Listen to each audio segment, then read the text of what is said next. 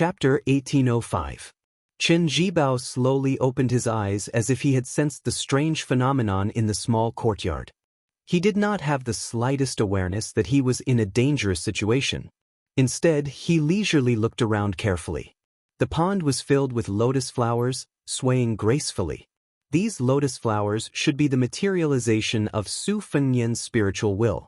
The young vassal king who had once inherited Gao Shulu's celestial physique needed to use this kind of celestial method that did not require the use of qi to face the enemy. It seemed that the battle at the Dragon Eye Plains had indeed damaged his foundation. Chen Zhibao's line of sight looked past the lotus flowers in front of him and saw the 9 pocket-sized flying swords hovering in front of Su Fengnian. He was probably afraid that this thunder pond would not be able to trap him, so he needed to rely on these flying swords, which also did not require the use of qi, to guard against the sudden killing of the plum wine in his hand. He did not know if these 9 small objects were a gift from the legendary peach blossom sword god, Dong Tai. It was said that Dong Tai had given him 12 of them in one go.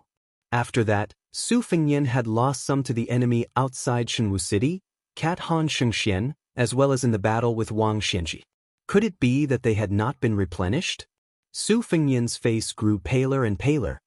He lowered his head and stared at the 9 flying swords hovering in front of him. They were not a gift from Dong Tai as Chen Zhibao had guessed. Instead, he had asked the great master of the Moism of Mount Qingliang to forge them. The peach blossom sword god had once talked about the process of him forging and nurturing the flying swords. Dong Tai had grown up in the sinister sword mountain of the Wu family's sword tomb, where countless swords were buried. The first ancient sword he had pulled out was Tai. However, he had long decayed and broke as soon as it was pulled out. Dong Tai still used the sword's name as his name. After that, he successively found 11 swords that had a mysterious resonance with him. Because he hated the Wu family that had abandoned him and left him to fend for himself on the sword mountain, Dong Tai did not bring any of the ancient swords out of the tomb.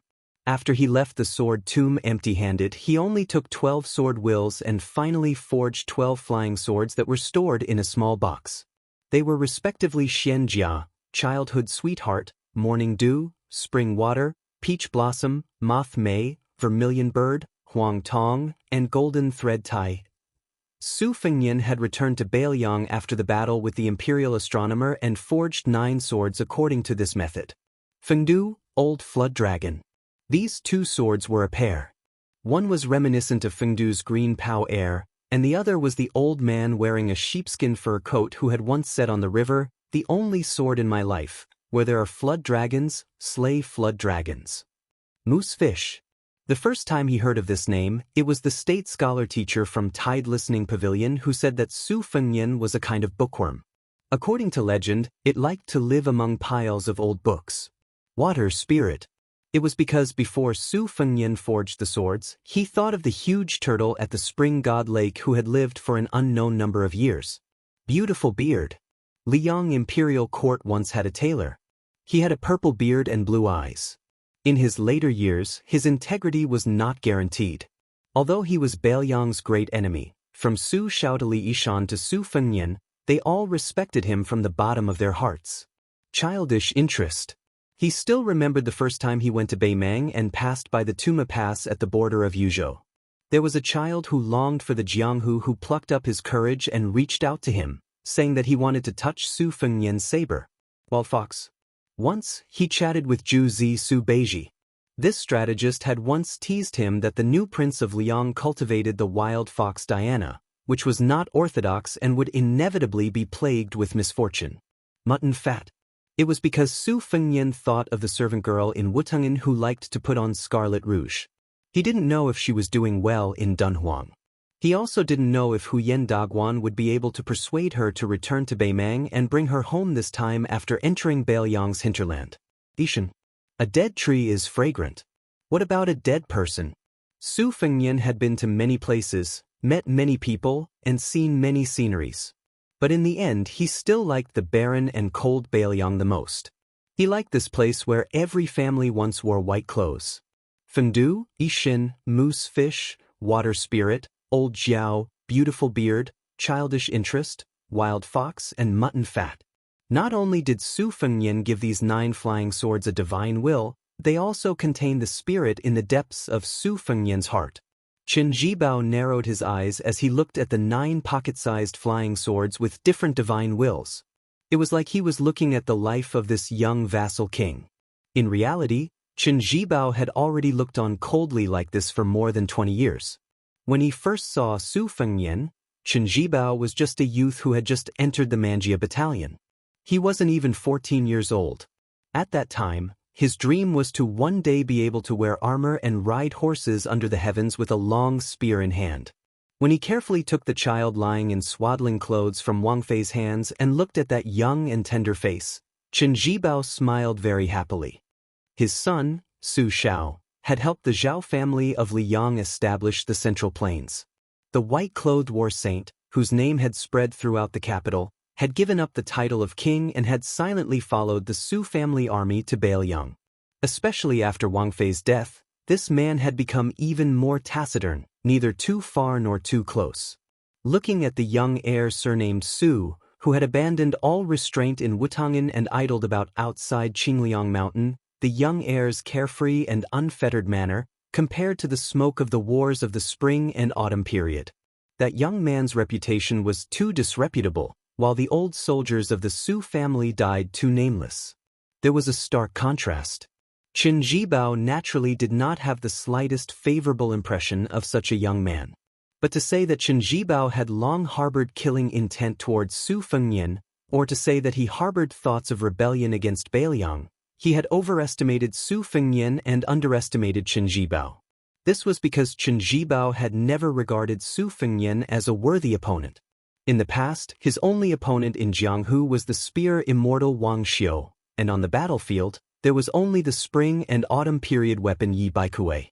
Qin Jibao suddenly thrust his spear like a dragon, thrusting his spear towards Su Fengnian, who had a courtyard full of lotus flowers and 9 flying swords lined up in front of him. His momentum was like the Guangling River flowing into the sea. Wherever the spear passed, the lotus flowers, created by Su Fengnian's spiritual will, shattered. Su Fengnian's body did not move at all. He only raised one hand, his index finger gently spinning. 9 flying swords flashed and disappeared, drawing 9 slender trajectories in the air. The 9 collisions between the flying swords and the spear were crisp and pleasing to the ear, like the sound of wind chimes under the eaves of a pond of lotus flowers in a house. Although the flying swords were small, their strength was enormous, their momentum heavy, so much so that Qin Jibao's plum wine deviated from its straight trajectory several times before it approached Su Fengnian's throat. At the critical moment when the spear was about to pierce Su Fengnian's throat, he tilted his head and bent his knees slightly. The tip of the plum wine's spear scraped a bloody groove on the left side of his neck. Leaning forward slightly, Su Fengnian seemed to have picked up the plum wine on his shoulder, and then suddenly charged forward. Qin Jibao's wrist trembled, and the plum wine pressed down. Su Fengnian's shoulder made a loud bang, but his forward momentum did not stagnate in the slightest. Qin Jibao's wrist swayed slightly to the right, and the plum wine that smashed into Su Fengnian's shoulder seemed to have the power to sweep away an army of 1,000 soldiers. Su Fengnian, who continued to charge forward, fell to the right, but did not fall, just in time to avoid the plum wine that was trying to cut off his head. All of this happened in the blink of an eye. The difference of a hair's breadth was the difference between life and death. Su Fengnian raised his elbow to block the plum wine, preventing the spear from changing its move. Then he sent a palm strike toward Qin Jibao, who had left a large gap in front of him. Qin Jibao looked as if Su Fengnian was about to close in on him, but he didn't withdraw his spear or retreat, nor did he intend to use the plum wine to change his moves. He directly exchanged a punch and a palm with Su Fengnian. Chapter 1806. Su Fengnian's palm struck Qin Jibao's forehead, while Qin Jibao's fist smashed into Su Fengnian's forehead between his eyebrows. Both of their bodies swayed, trying their best to stabilize their bodies. Neither of them was willing to take even half a step back. Then each of them viciously kicked out with their feet, still seeking only offense and abandoning defense. This time, both of them finally took a few steps back. Then, almost at the same time, they took a few steps forward. Just like before, they raised their arms and struck out with their elbows. The two of them, who had been hit in the head, staggered to the left and right. When Su Fengnian and Bodhisattva Tuoba fought in a narrow alley in a small city in the western region, both of them only moved within a small area.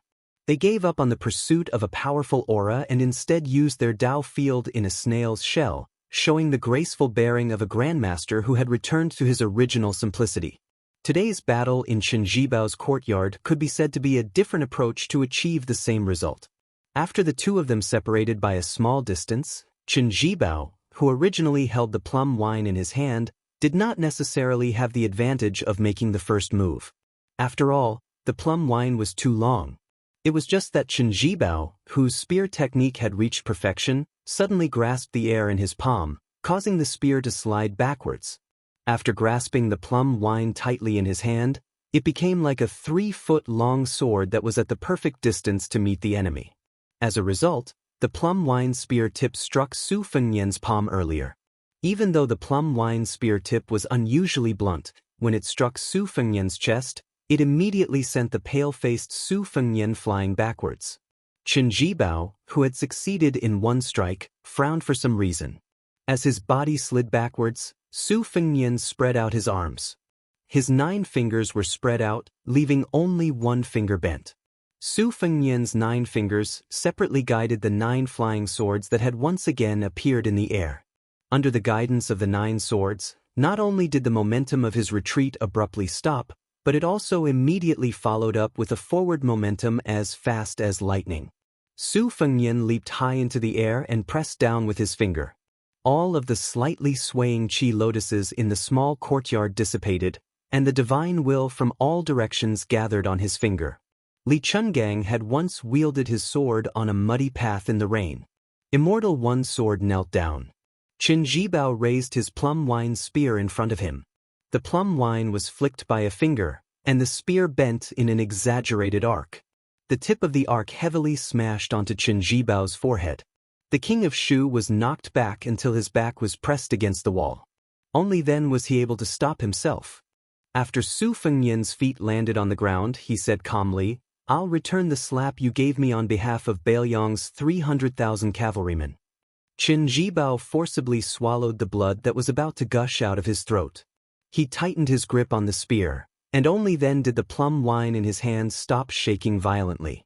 Chen Jibao twitched the corner of his mouth and looked around. The coffin in the house, the jujube tree in the corner, the scattered dates on the ground, and the 2 embroidered winter-spring thunders that had never been used. Finally, he looked at the young king who had just suffered one disaster after another. Chen Jibao slowly took off the spearhead and walked into the house. He put the plum wine back into the cloth bag and carried it on his back. He walked straight to the door of the courtyard. Just as he was about to step out of the threshold, he stopped, turned his back to Su Fengnian, and sneered, "You don't even dare to rebel. How can you be the king of Bailiang?" Su Fengnian asked back, "Do you know why Su Shao doesn't want you to be the king of Bailiang?" Chen Jibao took a step out of the courtyard and left behind a strange sentence. "We both know that this matter has nothing to do with you." Su Fengnian stood where he was and did not stop Chen Jibao from leaving. Some things, it was not about whether one dared to do it or not, but whether one could or did not want to do it. Previously, when the two fought on the Guangling River, they did not reach the point of exchanging lives. Today, it was still the same because neither of them wanted to. At that time, Su Fengnian wanted to lead 10,000 great snow dragon cavalry to save Jiang and I, and Chen Jibao, who had left the territory of the king of Bailiang, wanted to obtain chestnuts from the fire of Guangling Road. Now, it was Su Fengnian who wanted to lead the Bailiang cavalry to block the 1 million troops of Beimang, and Chen Jibao was most likely a tiger that had left the deep mountains, and had truly begun to aspire to rule the world. Chen Jibao slowly walked on the empty streets of Huayang Pass. After walking out of the city gate, he did not look at the thousands of elite cavalry outside the city with complicated expressions. He only said to the white face that had entered the city with him, "Do you want to come with me to Guangling Road, or do you want to stay in Bailiang?" Although Xie Guanying is dead, no matter what his original intentions were, after all, he had helped me capture a bowl of Shujiao. Because of his kindness, I will return what I owe him to you. The white face nodded. It just so happens that I want to go back to my hometown. It's on the way with you. Both of them were dressed in white, and were the most romantic people in the world. Chu Lushan hesitated for a moment, but still asked the cavalry under his command to leave 2 Bailiang war horses for them. Qin Jibao did not refuse. Chu Lushan looked at the former Bailiang governor who had mounted the horse, and said angrily, "Surnamed Chen, the next time you come to Bailiang to stir up trouble, you won't get such treatment." Qin Jibao, who was carrying 2 cloth bags on his back, did not pay attention to the fat man's threat, and urged his horse to leave. The 2 horses went further and further away. The white face suddenly asked, "Qin Jibao, what are you thinking? Why is there only murderous intent, but no murderous intent? If not for this, I would have stopped you from entering Huayang Pass." Qin Jibao remained silent. The white face suddenly turned the horse's head, and said self-mockingly, "I almost forgot. Wait for a moment, I'll go get my sabers." Qin Jibao rode slowly for a while, and then gently pulled the reins. He looked back at Huayang Pass, or rather, at the desolate Bailiang Pass in the distance, and said to himself, "There are some things that Su Fengnian can't do." Qin Jibao did not say anything, but kept it in his heart. But there are also some things that Qin Jibao can't do. Qin Jibao looked at the sky, and the corners of his mouth curled up. For the first time, he smiled knowingly. Perhaps it was not only friends who could have a tacit understanding and treat each other with sincerity, but also enemies. Although Qin Jibao had scolded and ridiculed Su Fengnian when he saw him this time, in the final analysis, Qin Jibao had no murderous intent because the young man had a clear bottom line that Qin Jibao was well aware of. It was not that Qin Jibao couldn't understand Su Fengnian's inner thoughts and the words that had never been spoken. How can I not want the 300,000 cavalrymen of Bailiang and the millions of people of Bailiang not to die? How can I not want all the civil and military officials of Bailiang to be beautiful? I don't want the Bailiang cavalry to die a worthy death. I just want everyone to live. I hope the world is peaceful. I hope that Bailiang will be as peaceful as the Central Plains. 20 years, 100 years. How can I not hope that no name will be carved on the steels of Mount Qingliang? Qin Jibao collected his thoughts and felt a little pity for Su Fengnian. As expected of his son, as expected of Li Yishan's chosen disciple. He has never been truly happy in his life. Qin Jibao sighed for no reason. He had come to Bailiang this time to save Qidengua. He also wanted to go to a certain place in Mount Qingliang to pay respects to the woman he had always regarded as his own mother. Qin Jibao smiled. "My surname is not Su. My name is Jibao." When White Fox Face returned to the small courtyard, it happened to see the lonely young vassal king sitting on the steps. He had a pair of sabers by his side and a handful of dates that were half green and half red in his robe. He was whistling melodiously. When he saw it, he smiled and nodded. Chapter 1807. An emergency military meeting was held in Huayang Pass.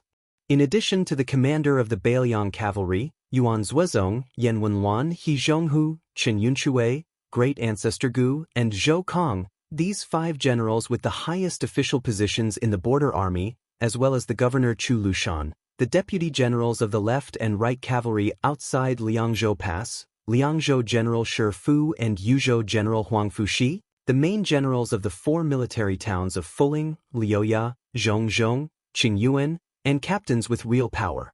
Like Huang Laifu, more than 30 generals of Bailiang attended the meeting together. If the Empress of Beimeng calculated the military merit by the number of people killed, whoever could break through this pass at this time would be a great military merit. Su Fengnian, who rarely directly meddled in the border affairs, called everyone together this time and proposed a bold strategy, which was far more radical than the previous established strategy. It was not as simple as Yuzhou infantry leaned to the west and Lingzhou cavalry leaned to the north, but he wanted to treat Liuzhou as the key battlefield that would determine the outcome of the Second Battle of Liangmeng. Its status was even vaguely higher than that of the unbuilt Jiebei city and the entire outside Liangzhou Pass. He Zhonghu and Qin Yunshui, the 2 deputy generals, both opposed the idea. Jean Partridge Zhou Kong, who was a little junior in terms of seniority, clearly agreed with the young lord's idea. Yan Wenluan and Great Ancestor Gu did not express their opinions because it was too risky. Their king of Bailiang actually made it clear that he wanted to have a vigorous battle with Beimeng.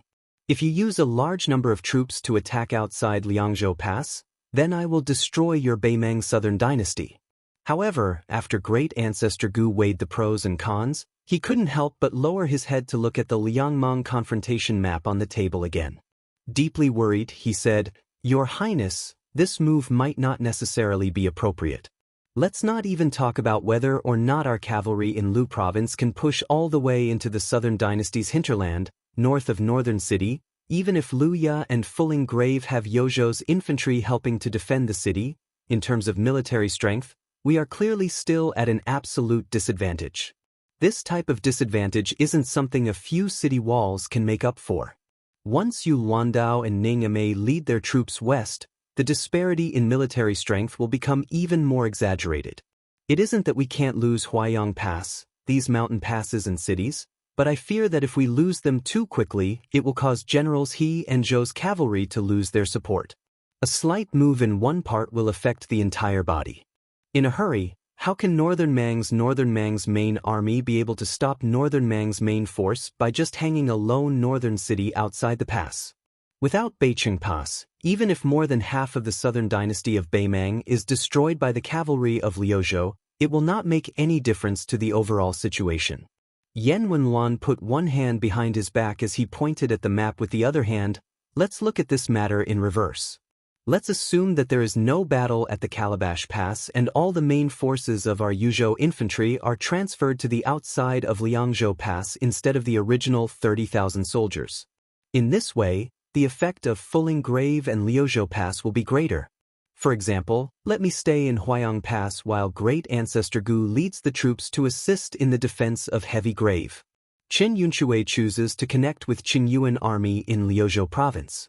In this way, the overall defense line in the north of Beicheng Pass could at least win Liuzhou cavalry 2 to 3 months. Before the two deputy commanders of the infantry under Yan Wenluan spoke, He Zhong, the general of the left cavalry, hurriedly said, "No, absolutely not. Everyone here is on the same side, so there are some things that everyone understands even if I don't say them out loud. To the north of northern Mang City, Huayang Pass is already destined to fall, let alone the several towns of Liuya and Lingling. Could it be that the three of you want to give the northern Mang barbarians 3 chances of becoming vassal kings for nothing?" Speaking of this, He Zhong suddenly hesitated as he looked at Su Fengnian and Chu Lushan who were standing side by side. "Lord, it's not that I, He Zhong, look down on those young generals of Liuzhou province. In fact, I admire Ko Jianghuai, Xie Shibian, Chao Wei and Yu Luandao who are known as the twin walls of West Chu. In the future, I might not even be qualified to carry their shoes. However, we can't afford to make any mistakes in the upcoming war. Those barbarians of Beimeng, Dong Zhua and Huang Songpu can make some mistakes, but we of Bailiang can't make any mistakes. After all, those young men are too young. Moreover, Liuzhou originally had the experienced and prudent Huang Songpu. Now that Lantua Mountain has changed sides, there aren't many cavalry in Liuzhou. Moreover, other than the Longxiang army, which can be considered to be from the main camp, the rest of the cavalry were formed not long ago. Between them, there isn't a tacit understanding that can only be cultivated through battle after battle. If there's a mistake in any part, won't we lose the whole game?" Zhou Kong frowned and suggested with a lack of confidence, "If old General He is worried that Liuzhou doesn't have a backbone, why don't we let Commander Yuan take charge of the situation?" Chu Lushan shook his head and said, "Yuan Zhuozong is indispensable to the cavalry battle outside of Liangzhou Pass. We need a cavalry general. He must be able to use the cavalry to the level of distant water can quench a nearby thirst. This kind of thing in Bailiang only Yuan Zhuozong can do. Even I, Chu Lushan, can't do it. Therefore, most of the young cavalry generals in Liuzhou have to fight for themselves. It's been like this from the beginning to the end. In the Battle of the Princess's Tomb, which determined the decisive battle of the Western Fortress, Yuan Zhuozong was undoubtedly the biggest hero. Therefore, it could be said that if Yuan Zhuozong did not lead the long-distance raid, the Central Plains would still be a different story. Chu Lushan once made a magnificent feat of leading thousands of cavalry into Shu. Together with Lu Xingxiang's Luzhou in the snowy night, they were known as the two classic cavalry battles in the Spring and Autumn War.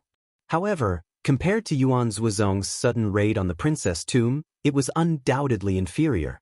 Even Chen Zhibao admitted afterwards that he realized the significance of the princess tomb battlefield later than Yuan Zhuozong. So the first thing Su Fengnian did after his succession was to make Yuan Zhuozong the commander of the cavalry, and Chu Lushan the first general of northern Liang in name. Reality proved that this combination of one real and one fake, the new king of Liang, who had not been able to truly convince the people at the time, did not choose the wrong person. It was also because of this that the northern Liang border army did not have a great shock. Su Beiji, who had just secretly returned to Beiliang from the mansion of the administrator of Lianghuai, stood in the corner without saying a word. He was a little tired after the long journey, so he just stood there and closed his eyes to rest. Chapter 1808. Yan Wenluan, who was short and thin but had an imposing manner that suppressed the generals in the hall, bent two fingers and knocked on the table. She turned her head and asked, "Commander Chu, Chao Wei transferred 10,000 cavalry from the border army, Yu Luandao's 10,000 Yoqi cavalry, Ko Jianghuai mixed with a considerable number of young and strong cavalry from Liuzhou, plus Xia Shibian who temporarily took over the two towns of Linyao and Fengxiang, with a total of no more than 6,000 cavalry, and Ning Amei's iron stupa that was urgently replenished after its vitality was greatly damaged. The five of them added together were no more than 2 times Yan Wenluan's age. Do you really want to bet on them to turn the tide? Aren't we asking too much of the old people in Liangzhou and Yuzhou?" The root of this debate was actually whether these young people could shoulder the great responsibility and whether they deserved the sacrifice of the border army of Liangzhou.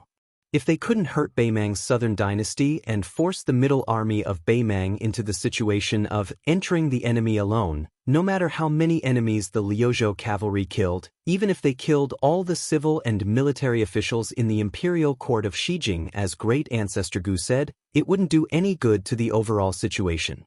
Once Beicheng was lost, Liangzhou, which had no military strength, would definitely fall and there would be no need to fight this war. Chu Lushan rubbed his hands and grinned. He looked at the young lord out of the corner of his eyes. Just as Su Fengnian was about to speak, Su Beiji finally spoke. When the great general led the Su family army to the south and north, they trampled the 6 countries. I remember that King of Shu Chen Zhibao, Commander Chu, and Commander Yuan were all very young. Su Pu, Wu Qi, and the others weren't that old either. Even General Yan was considered a young general. That's why the Ministry of War of Liang had the sarcasm of Kid Lieutenant, General Crown. Whether it was Ko Jianghuai, Xia Shibian, Chao Wei, Yu Luandao, or Ning Amei, they weren't the kind of great generals who only knew how to talk on paper. Except for Chao Wei, who hadn't made any great military achievements, the others all had outstanding military achievements.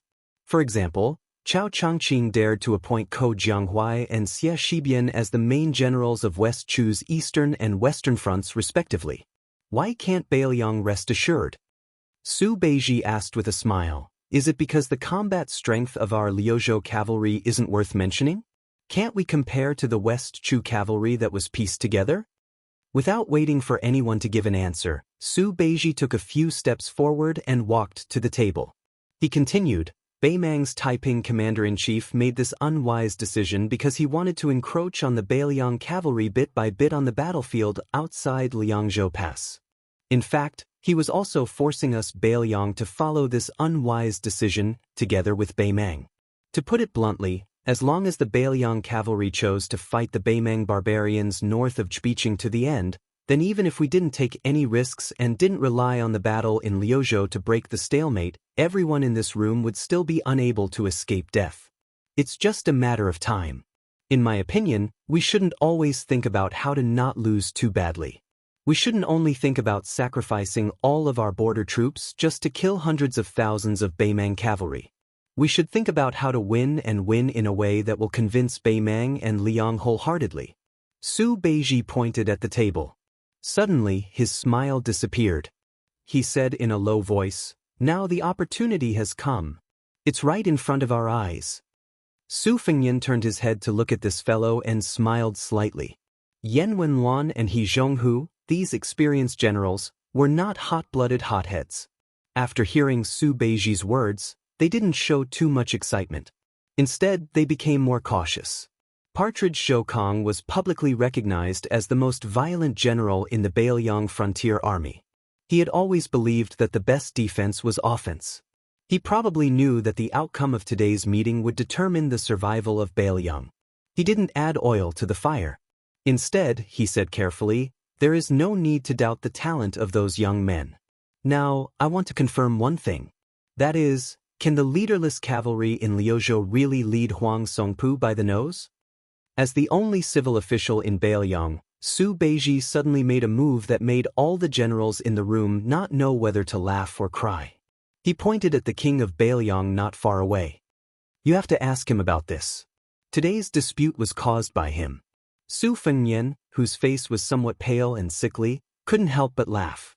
He slowly said, Ko Jianghuai and Ko Jianghuai are used to using troops on the western border. I believe everyone has seen the report from Fu Shuifang and the report from the imperial court and have a general understanding of it. Each of them has their own peculiarities. The turning point of the Guangling War, the turning point of West Chu's national power, was actually when Ko Jianghuai left the battlefield in a fit of anger. As for the reason behind this, it is not within the scope of today's discussion, as it also involves Ko Jianghuai's privacy. However, when we look back at that battle that left the imperial court battered and battered, it is not difficult to realize that these two sides of West Chu, one on the left and the other on the right, surrounded and protected West Chu. Their opponents were Yan Jinchuan, Yang Xinxing, Lu Xingxiang, Wu Zhongshuan, Chen Jibao, and others, all of whom were masters of the art of war. Although the later stages of the war began to tilt in Liang's favor, there were also some factors outside of the battlefield that caused Lu Xingxiang and Chen Jibao to not send out their full strength. However, West Chu was still able to maintain a balance of power, which was not easy. Thus, I am very much looking forward to seeing the two of them working together again in Liuzhou. Su Fengnian smiled and said, if Liuzhou's opponent was Dong Zhuo, who was adept at surprise attacks, and not Huang Songpu, who was prudent in using troops, I would be as worried as many people. In reality, in Liuzhou, the person I truly view as a great threat is that Zhong Tan, who caused Mount Lantua to fall to Beimang's side. Chu Lushan said darkly, that is why His Highness has specially arranged a feast for that kid Zhong Tan. The 90 Wu family cavalry left outside Liangzhou Pass will be led by Su Yambing to the western regions and cooperate with Chao Wei to kill Zhong Tan. Su Fengnian lowered his head to look at the map of Beimang's territory of the southern dynasties. He said softly, Beimang's military strength is extremely strong, otherwise it would not give us such a headache. However, Beimang's imperial court is filled with all sorts of problems that have accumulated over time. There are far more undercurrents surging than we imagined. The reason why we are staking everything on one throw and using Liuzhou to break out of this stalemate is not because of the battle at the border of Liangmang, but rather within Beimang itself. I want the confrontation between the Yelu and Murong families of Beimang and the northern dynasties and the southern dynasties to be brought from behind the scenes to the front of the stage. I want that old woman, who has threatened to sell our heads by weight, to be unable to suppress the situation with an iron fist. Yen Wenwan thought deeply and nodded. This train of thought is very interesting. Then, Yen Wenwan's expression was complicated. He looked at Chen Yunchui, He Zhonghu, and the other old fellows who had been in the military with him. We are old. Although we can still ride horses and draw bows and kill people, we are still old compared to you Luandao and the other young people. The autumn wind gradually picked up outside the room. For some reason, the old General Yen Wenwan, who was past his prime, looked outside the room in a daze. He muttered, if we are old, then let us help the young people one last time. Su Fengnian looked at the crowd and smiled. I believe that the young people of Liuzhou can bring a pleasant surprise. I also believe that everyone in the room can defend North Jiebei City. Su Fengnian paused for a moment. He reached out and pressed heavily on the map of Liangmang's situation on the table. If there must be a reason, then it is that our Bailiang cavalry is the best in the world. Chapter 1809. After the meeting ended, Su Fengnian took Su Beiji to a small courtyard to visit the old General He Zhonghu. When they arrived, they found that Yan Wenlan was also there. The four of them sat around a stone table. Su Fengyan looked at the fatigued commander of the left cavalry and felt a little worried. He Zhonghu's health had suddenly deteriorated in the past 2 years, giving people a feeling that he was about to die. After the first battle of Liangmang, the old general had privately submitted his resignation to Mount Qingliangshan and the Protectorate. At the same time, he recommended Yu Luandao to be the second deputy commander of the left cavalry to Su Fengyan and Chu Lushan. The reason why he did not let the young Bailiang commander directly take charge of the left cavalry was because of this old man's shrewdness. After all, the untamed Liangzhou border army had always looked down on the Yuzhou army. Yu Luandao, who was born in a rich family of the Central Plains, had no connection with the Liangzhou border army. If he suddenly took charge of an army, he might not be able to convince the masses. If there was a mistake in the second battle of Liangmang, not only would a great talent in the art of war be destroyed, it would also affect the situation at the border. He Zhonghu would naturally be unable to absolve himself from the blame. However, the fact that He Zhonghu was able to abandon his views and suggest Yu Luandao to become the nominal third in command of the left cavalry was enough to show the magnanimity and foresight of this veteran general. Moreover, when Su Fengyan made an example out of the left cavalry, he was suspected of robbing east to pay west to replenish the strength of the other cavalry, such as transferring troops to Chao Wei and the others. He Zhonghu was also the first to respond without any objection. On this point, the right cavalry general Zhou Kong, nicknamed Jean Partridge, was obviously much inferior and had a lot of complaints. Although Su Fengyan had jokingly scolded Zhou Kong in private for being a stingy miser, Zhou Kong was after all one of the hundreds of old soldiers who sent him off back then. In a sense, Zhou Kong and the Crown Prince had gone through thick and thin together. Therefore, even if Zhou Kong was not straightforward enough, Su Fengyan actually did not take it to heart. Moreover, Zhou Kang's reaction was human nature. Just like He Zhonghu's attitude of following the Huaiyang Pass Protectorate General's lead, there was some gossip within the left cavalry. Many young generals did not understand and felt that the old general was too easy to talk to. Not only did he reduce the power of the left cavalry, he also tarnished the reputation of the left cavalry. The reason Su Fengyan had specially come to this place was because of the internal strife in the left cavalry. Su Fengyan wanted to first hear He Zhong's thoughts. Unless it was absolutely necessary, Mount Qingliang would not interfere in the affairs of the left cavalry. He believed that Yan Wenlan had rushed over in such a hurry partly because he wanted to support his old friend and show the entire Bailiang border cavalry. The four people in the small courtyard did not drink wine or tea. He Zhonghu seemed to have not expected the young king to grace him with his presence, and was pleasantly surprised. As one of the top 10 people in the Bailiang cavalry, He Zhonghu suddenly understood the general process of the Dragon Eye Plains. He knew that Su Fengyan had personally killed the leader of the Ruren cavalry, Hong Jingyan. He also knew that Chen Jibao had come to Huaiyang Pass earlier. So Su Fengyan had tried to be concise in his speech in the meeting hall. His face was extremely pale, and this made the old general feel even more guilty. He felt that it was the fault of the Liang province cavalry that they had let down General Su Zhao's nurturing. In the end, the general's eldest son had to attend to everything personally, and even personally kill people. Then what was the point of having the 300,000 Bailiang cavalry? As an old friend of Yan Wenlan, He Zhonghu had another hidden identity. The old man had once been a member of the Su family's supporting dragon sect. This group of people was led by the strategist Zhao Chongling, with Chen Jibao as the successor. Wu Qi, who was General Su Zhao's brother-in-law and one of the main generals of the Su family's cavalry, Yan Wenlan, He Zhonghu and the others were the backbone of the force. Yao Jian and Yi Shizhen's foster sons were also very close to them.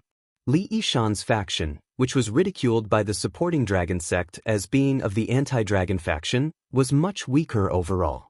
If not for the fact that at the last moment, Wang Fei Wusu clearly expressed that she did not support Su Zhao's betrayal of Liang to rule over the river, the Su family would not be called king of Bailiang. Maybe Su Fengyan was the ruler of the entire vast territory south of the Guangling River, but it was also possible that the Bailiang frontier army did not have any old people because they were all dead people who plotted against them and died. because of this difficult relationship, He Zhonghu had some obscure thoughts about this young vassal king who had turned the tide. He did not promote a direct line of descent from within the left cavalry to be the next general, but chose an outsider, Yu Luandao, to take over the magpie's nest. This old man past his prime might have some thoughts of compensation and atonement. Yan Wenluan, the #1 soldier in the northern Liang army, had a gloomy expression on his face. He said bluntly, "Your Highness, there is something that you must have heard. Li Yanchao, that brat, is an ingrate who forgets favors and violates justice. He Zhong brought him to his current position and is even closer to him than his own son. The only reason he didn't give him the position of the left cavalry commander was because that brat dared to rebel and wanted to become Zhou Kang's assistant. This little bastard's ability to lead troops into battle is indeed not bad, but his conduct is improper. In the future we must use him, but not too much. At most, we can only make him a deputy general of an army." Su Fengnian really did not expect that Yan Wenluan, who rarely revealed his emotions, would be so angry. For a moment, he did not know how to respond. Rebel, ungrateful, improper conduct, these were extremely heavy words. Coming from the mouth of Yan Wenluan, one of the few high-ranking officials of Bailiang, these words were enough to make any Bailiang's middle or high-ranking military officer completely lose their chance to have any real power or high position. In fact, Su Fengnian was no stranger to Li Yanchao's reputation. He was one of the 4 fangs of Bailiang, sharing the same fame as Dian Xiongchao, Wei Fuqing, and Ningame. His military service was outstanding. In the border army, other than Yan Wenluan, Qin Yunshui, and He Zhonghu, this group of old men, he was second only to Lu Jinu and a handful of other valiant generals. Because he was in the prime of his life, he was the kind of important general who could fight for the Su family for another 20 years. However, he was similar to the Long Xiang Army's Deputy General Li Mofan and Yozhou's Chao Xiaojiao. His personality was extreme, and he was arrogant because of his achievements. Both of them were famous troublemakers with mixed reputations. He Zhonghu glared at Yan Wenluan and then turned to Su Fengnian to say with a bitter smile, "Wang Yi, if the sky wants to rain and the mother wants to marry, we can't stop it. Since Zhou Kang has promised that Li Yanchao will succeed as the commander of the right cavalry, then let him go. Yanchao, this child, has fought in the left cavalry for many years. The military merits he has made are enough for this future. There is nothing wrong with people walking towards greater heights." Yan Wenluan was helpless.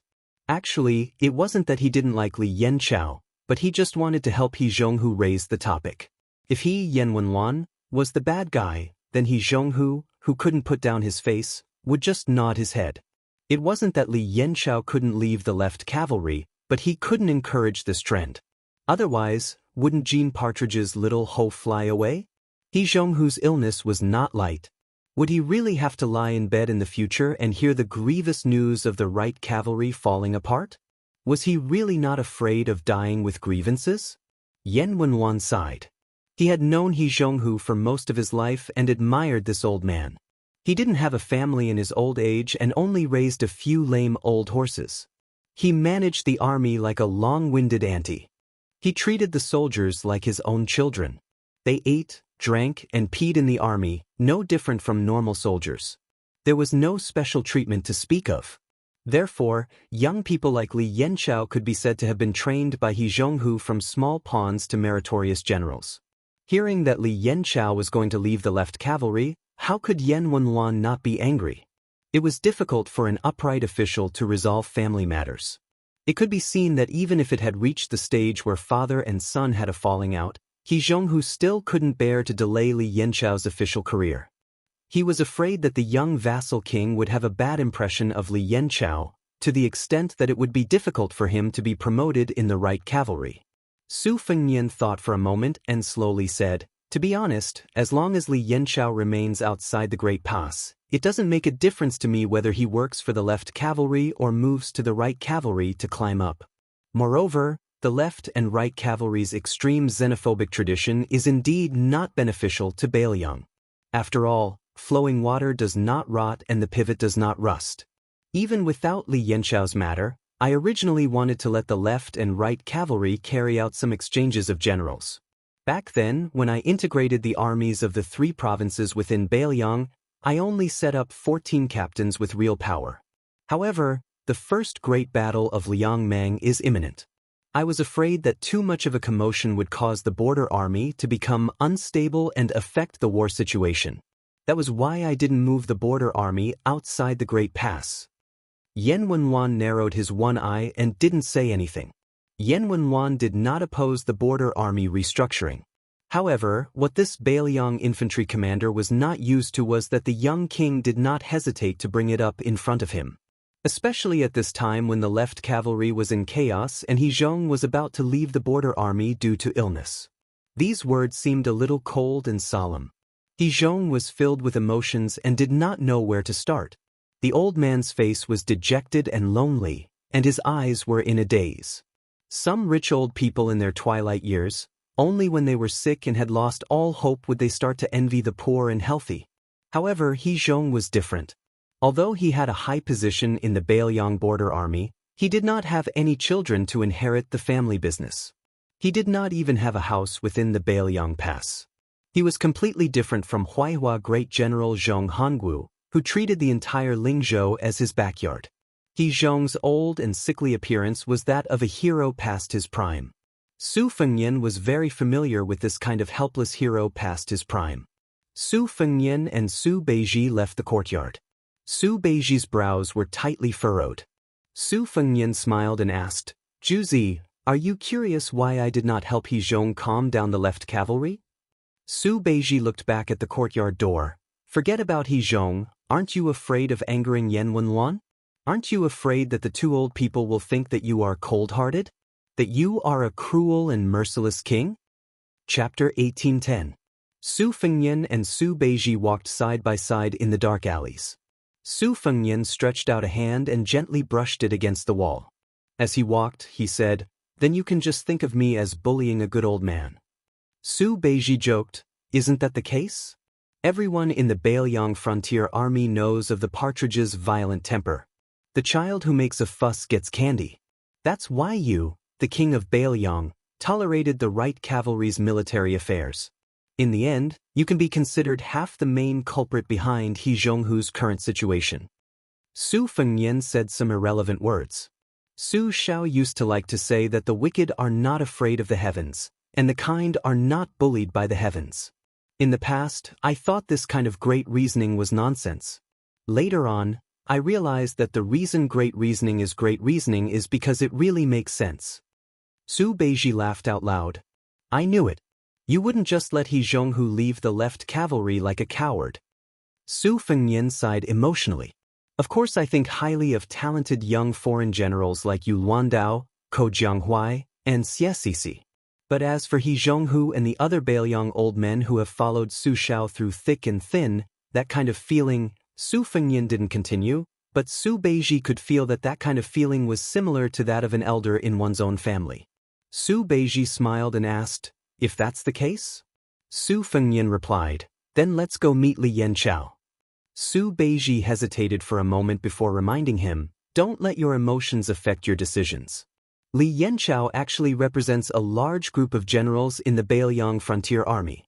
They are ambitious, have outstanding military achievements, and are bent on climbing up the ranks. Li Mofen and Chao Xiaojiao are the same.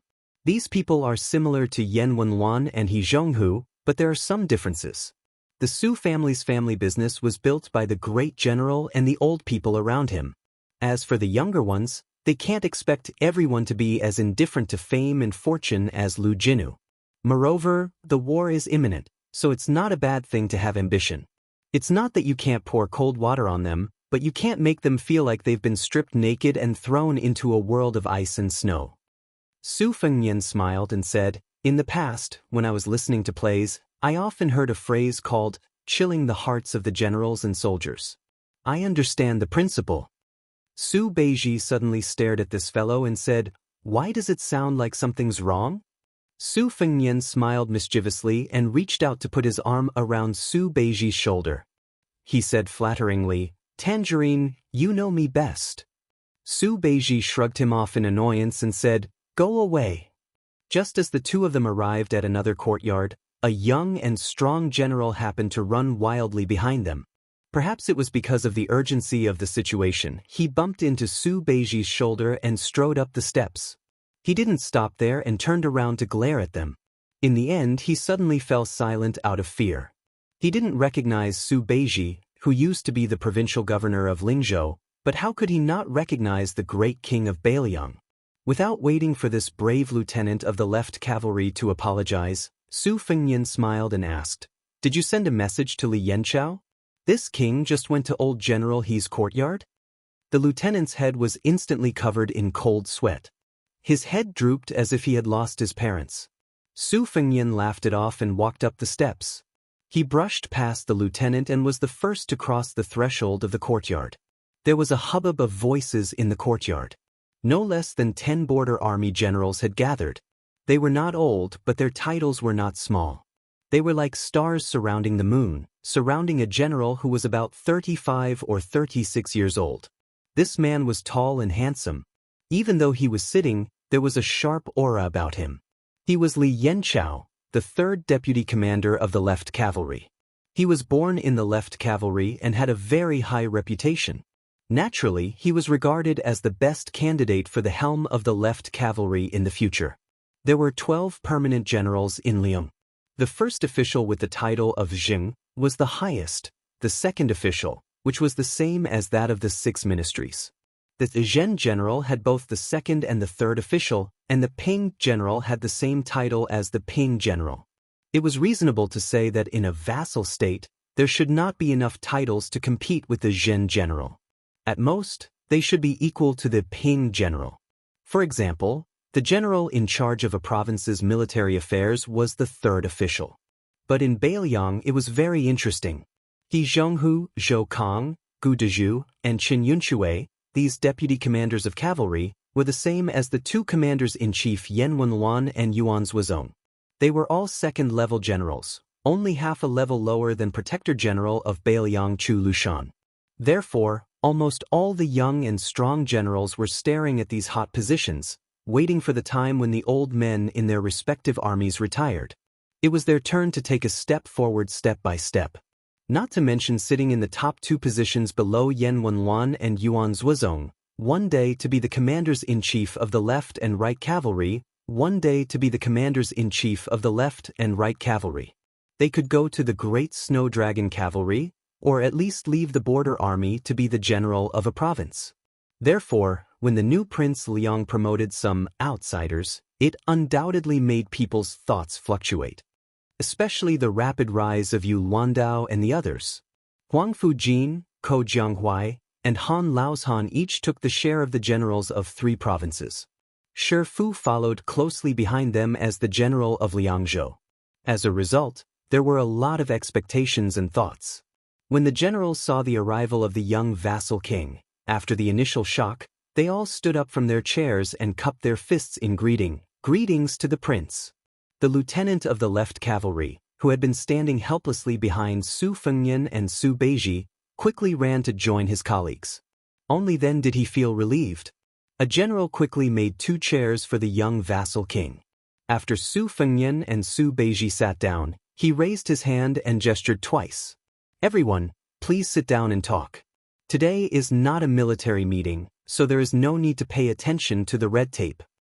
After all the generals saw Li Yanchao calmly sit down, they carefully returned to their original seats. The 2 generals whose seats had been taken were standing not far away. Their eyes were bright as they stared at the legendary new Liang Wang, the eldest son of Ren Tu, a martial arts grandmaster. He had killed Wang Xianji and recently Hong Jingyan. Chapter 1811. He had caused a ruckus at the imperial astronomer of Great Peace City. It was said that even the immortals who had walked out of the portraits, and the ancestors of Longhu Mountain who had ascended, had all been killed by this young man. Moreover, the only king with a different surname in Liang was not careless on the battlefield. The battle at Hutu City and the 1,000 Li attack outside the gourd were all facts. Therefore, even if these generals were all arrogant people in the left cavalry, when facing this young vassal king, they had no choice but to be in awe. Apart from the awe, there was also heartfelt admiration. The people of Bailiang respected martial arts, and the border army valued military service the most. The new King Liang led the Bailiang cavalry to victory over the Beimeng barbarians, and beheaded Zhujing Temple inside the gourd. How satisfying! The more this was so, the more uneasy everyone present felt. They were well aware of why the young lord appeared in the small courtyard. It must be because of Li Yanchao leaving the left cavalry and joining the right cavalry in a fit of pique. But who in Bailiang did not know that Yu Luandao was the trusted general of the new King Liang? He had even used his noble status as a king to put his name in the new camp of the Ghost Cavalry. And the origin of this disturbance was that the old general had recommended Yu Luandao into the left cavalry. Li Yanbin's expression was calm, but deep in his eyes, there was a strong unwillingness. In the view of this scheming general, since the new King Liang had personally come here, even if he had not taken the stance of denouncing him, he, Li Yanbin, would not have a good ending. The generals and lieutenants who had gone through life and death with Li Yanbin were all sweating for Li Yanbin. They were afraid that the young king would suddenly turn hostile. What would they do then? Not to mention whether or not they had the guts to oppose the new Prince Liang. Even if they did have the courage, what was the point? Was this courtyard of people enough for the new King Liang's hand? Su Fengnian asked with a smile, "Is there wine here? If there is, take it out." Li Yanchao said calmly, "King, we followed the commander into Huayang Pass and did not bring wine." Su Fengnian turned to Su Beiji and said, "Can I trouble you to come?" Su Beiji nodded and got up to leave the courtyard. Naturally, he was going to ask Chu Lushan for help. After Su Beiji left, Su Fengnian joked, "Before we drink, I have something to tell you." This king had a drink with Lu Jinu, Chu Hanqing, Ma Jili, and the others in Tiger Head City, and then they all died. "Are you scared?" Li Yanchao pursed his lips and his handsome face became even more prominent.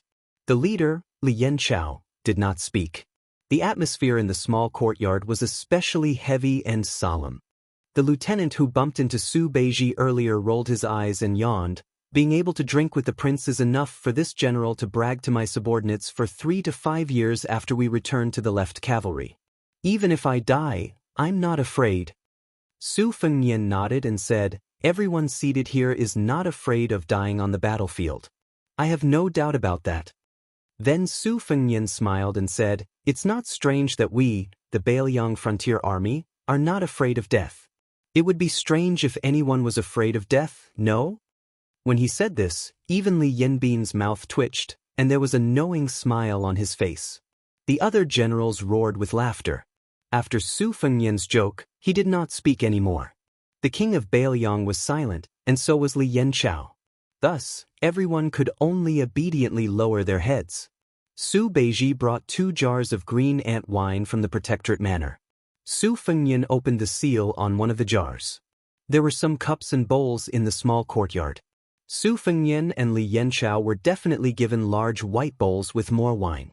The other generals and lieutenants could do as they saw fit. Only Su Beiji had no intention of drinking tea, and no one dared to persuade him to drink. Su Fengnian raised his bowl and said, "Cheers to everyone." Li Yanchao and everyone else raised their cups and bowls and said loudly, "Cheers to the prince." After Su Fengnian finished the wine in one gulp, he did not continue to pour more wine. Since the wine has been drunk, this king will say a few words casually. This wine is not a toast or a punishment, but an opportunity to meet everyone. This king does not know any of you, but if any one of you tells me your name, this king can tell me your resume and military exploits. These things have long been recorded in the Fu Shuifang spy report, and I have read it word for word. It is even more detailed than the files in the Huayang Pass. Su Fengnian glanced at the other jar of green ant wine that had not been opened, and then looked at Li Yanchao. "You felt that there was no hope for you to climb up the ranks in the left cavalry, so you wanted to go to the right cavalry to fight for military exploits and become the commander-in-chief. For a general, there is nothing wrong with this. Moreover, I just came from He Zhonghu's courtyard. The old general did not feel that you had wronged this king. Instead, he even tried to persuade this king. He was afraid that this king would make things difficult for you in the future." Li Yanchao wanted to say something, but stopped. Su Fengnian said indifferently, "You know better than me how the old general has treated you in the past 10 to 20 years. There is no need for this king to say anything. The Bailiang frontier army is under Su Zhao's command, and they only look at military exploits and not one's background. Therefore, you, Li Yanchao, killed enemies in He Zhonghu's left cavalry, and in He Zhonghu's right cavalry, you killed enemies. Perhaps with the hope of becoming the commander-in-chief, you killed more enemies. However, the old general is still old. Just like me, Su Fengyan. I am not afraid of anything, but I am still afraid of seeing Su Zhao's situation when he was alive. I have to rest even when I walk to the top of Mount Qingliang. Whether it is my father, Su Shao, or He Zhonghu, who treats you as his sons, will they be willing to admit that they are old when they know the truth when they are really old? Su Fengyan answered his own question. That is because they feel that their sons have made a name for themselves. Only then will they admit that they are old. Su Fengyan stood up and looked at Li Yanchao and the people of the left cavalry. Today, in that courtyard, I did not see any commander-in-chief of the Bailiang left cavalry who had experienced the wars of the spring and autumn period. I only saw an old man. That is why I came here to invite you to drink a jar of wine. I also hope that you can take the remaining jar of wine to invite that old man who is about to leave the battlefield to drink a bowl of wine, so that he will not leave the border with regret. There was silence. Li Yanchao silently stood up, picked up the jar of green ant wine, and walked out of the small courtyard. In the end, only Su Fengyan and Su Beiji were left. Su Beiji sighed. I thought you wanted to kill people. Su Fengyan poured himself a bowl of wine. He lowered his head and said, Who said I don't want to? Su Beiji was stunned for a moment, and then he said with a smile, Give me a bowl too. Chapter 1812. The spring snow building by the Guangling River was full of guests tonight. Guangling Prince Zhao Yi held a big banquet and invited distinguished guests. Those who entered the building were either rich or noble, and they were all very rich and noble. Among them, there was the newly appointed Guangling Jidushi Lu Baijie, the administrator Wang Xiongui, who was a former subordinate of Zhang Lu, and Song Li, who had been promoted from General Hengjiang to General Zhenan and Deputy Jidushi of Adao. Song Li could be said to be an old man of the spring snow house, and was once Zhao Yi's lucky general. It was also Song Li who had successfully blocked Ko Jiangwai's sneaky attack and harassment, which delayed the war until Wu Zhongshuan's army went on a northern expedition. The Ministry of War in Liang had held a very small but very high standard military merit evaluation, and Song Li was ranked as the 5th most meritorious official. Other than these three, who were now considered people from the capital, the provincial governors of the 3 provinces of Guangling Road also appeared. Compared to the storms of the past 2 years, the 6 provincial governors were now beaming with joy. Their speech and actions were filled with the elegance of a noble official. Unfortunately, the Prince of Shu, Chen Zhibao, who was rumored to be attending, did not appear for some reason. On the other hand, the Crown Prince of Yanqi, Zhao Zhu, came uninvited, which could be considered as adding flowers to brocade. If this young crown prince was the flower, under the premise that Chen Zhibao was absent, then the king of Jing'an, Zhao Sun, was naturally the grand finale of the luxurious brocade. After Zhao Sun's carriage stopped at the spring snow building, Zhao Yi, who was also the great feudal lord of Liang, personally went downstairs to welcome him. As the owner of the spring snow building, after all the guests had taken their seats, Zhao Yi raised the priceless luminous goblet in his hand high, and laughed loudly. There was once a literary giant in Dafeng dynasty who said, There are 4 people who wish to be safe and sound in life, and an old friend of Qingshan has a collection of famous books. I like to pretend to be cultured, so I want to have one more wish, which is that spring snow is safe and sound. Therefore, I named this building Spring Snow. The Spring Snow building is honored by the presence of so many virtuous people tonight. Let me drink this cup of wine. The Tangxi Sword Immortal, Lu Baijie, and the former Minister of Revenue, Wang Xiongui, were the leaders of the civil and military officials. They sat at the head of the table on the left and right. After the toast at Guangling Road, the 2 of them also picked up their wine cups. However, Wang Xiongui and Zhao Yi downed their wine cups in one gulp. Lu Baijie only took a small sip before stopping. She quickly put down her wine cup and glanced at the crown prince, Zhao Yi, sitting next to Zhao Yi. This provincial governor frowned. Following the self-immolation of the young West Chu Empress on the battlefield of the Western Wall, the civil and military officials in the capital of West Chu, which had once been renamed Dingding City, had all surrendered. The Guangling War officially entered its final stage. The emperor ordered that the imperial army was not allowed to harass the people of Guangling Road. They were not allowed to kill people to vent their anger. Once discovered, the provincial governor and the administrator of Guangling Road could be killed on the spot, bypassing the Ministry of War and the Ministry of Justice. However, not killing people did not mean that the rebellious officials of West Chu could escape this calamity. Other than those who had been tactful enough to flirt with the generals of the Liang imperial court, or those who had been able to get the high officials of Tian City to give them protective talismans, most of the other officials who had resolutely chosen to serve in West Chu did not have a good ending. Thus, two great jokes were made in Guangling Road. The first was to use money to avoid disaster. Gold and silver objects, as well as antique calligraphy and paintings, were all sent to the mansions of certain generals. The second was to pawn women to curry favor with the new nobles of Guangling Road. Of these, the new general of Jinan, Song Li, and the Guangling heir, Zhao Yuang, were the most unscrupulous. If one said that Song Li only chose a few famous young and beautiful women to keep in his house, his influence was limited. But Zhao Yuang really did not care. Whether it was young women or married women, he only counted them based on their family status. The wealthy families ranked in the top 10 of West Chu's new dynasty took 3 people from each family. After that, there were more than 40 aristocratic families that extorted 1 or 2 people from each family. If there were people who were unwilling, Zhao Yuang did not dare to kill them openly, but he had his own methods to deal with them. He had plenty of ways to make those families who did not want to be humiliated live a life worse than death. Lu Baijie raised her wine cup and then put it down again.